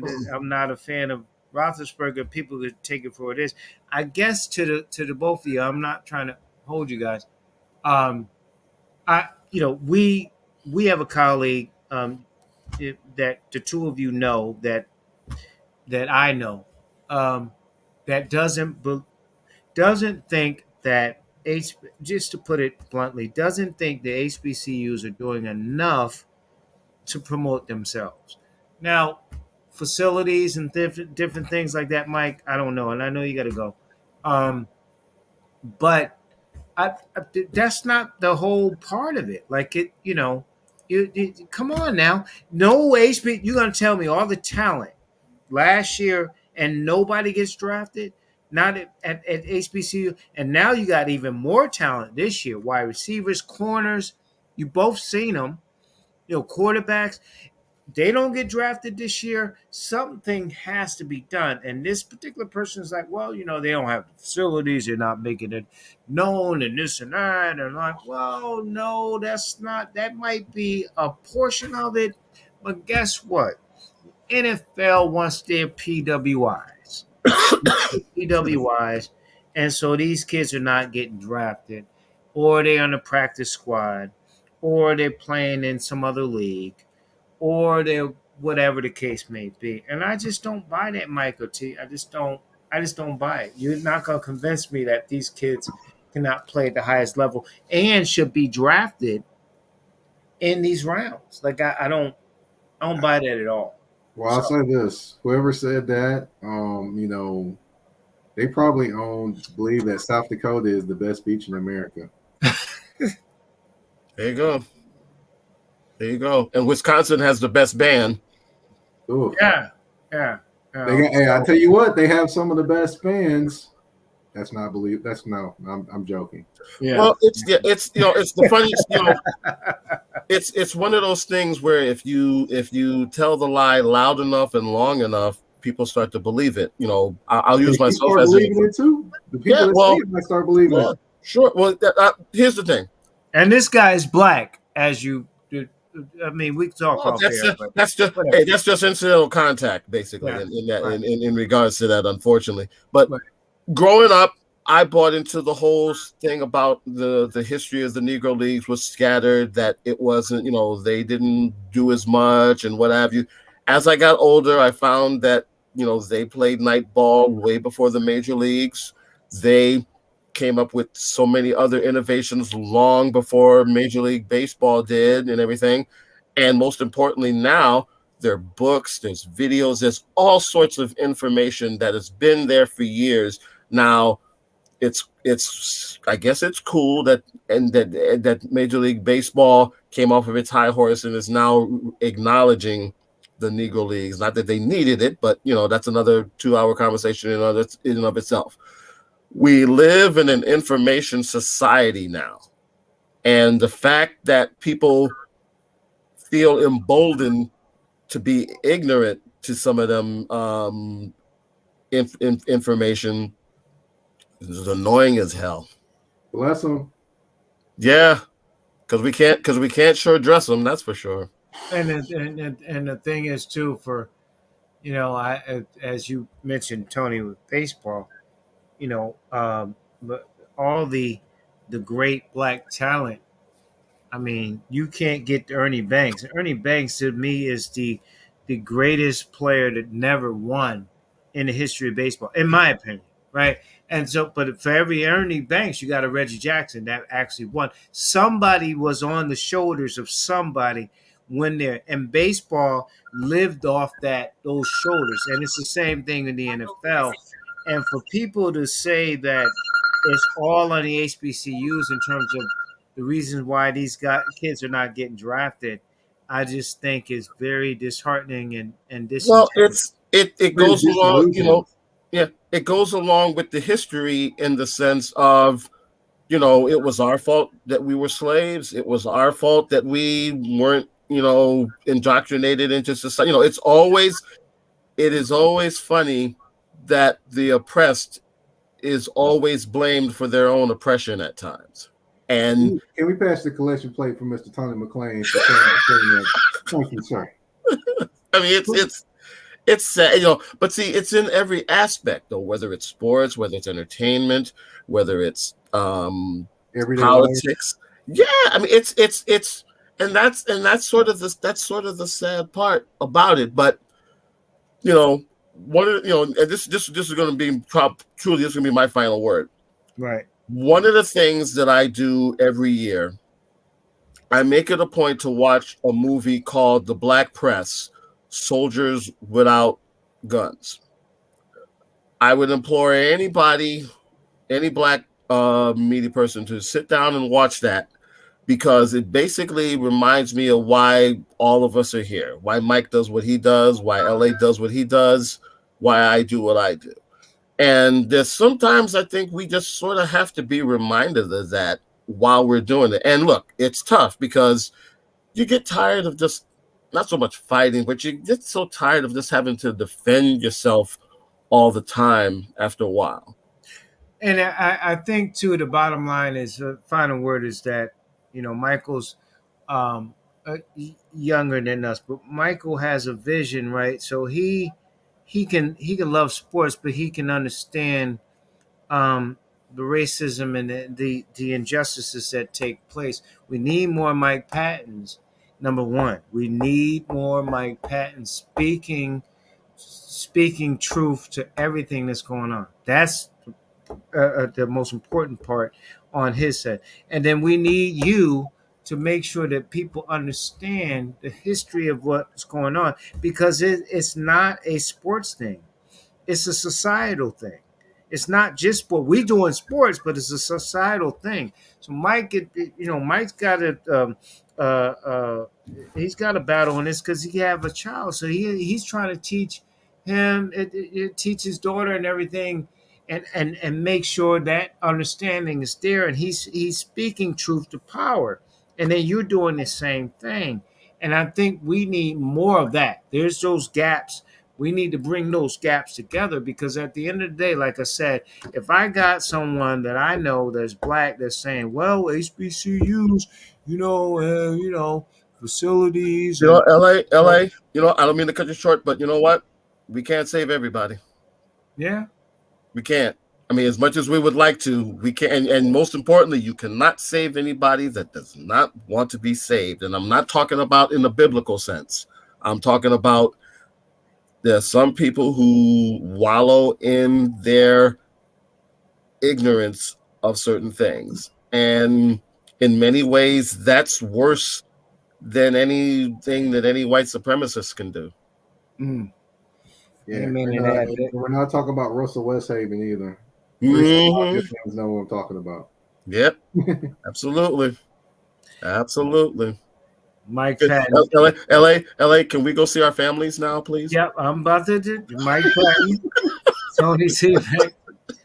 Mike Patton, Tony Seaback, McLean. Love you guys. Appreciate you. Take care, guys. Thank you. Thank you. Of course, always good to have those guys on. And if you missed any part of the broadcast, go to our website, bestnews.airtime.pro for the audio.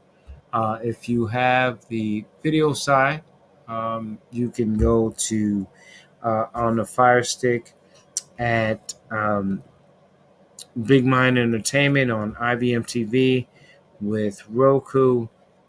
LA Batchelor, please do subscribe to YouTube. LA Batchelor on YouTube. We invite you to subscribe on YouTube.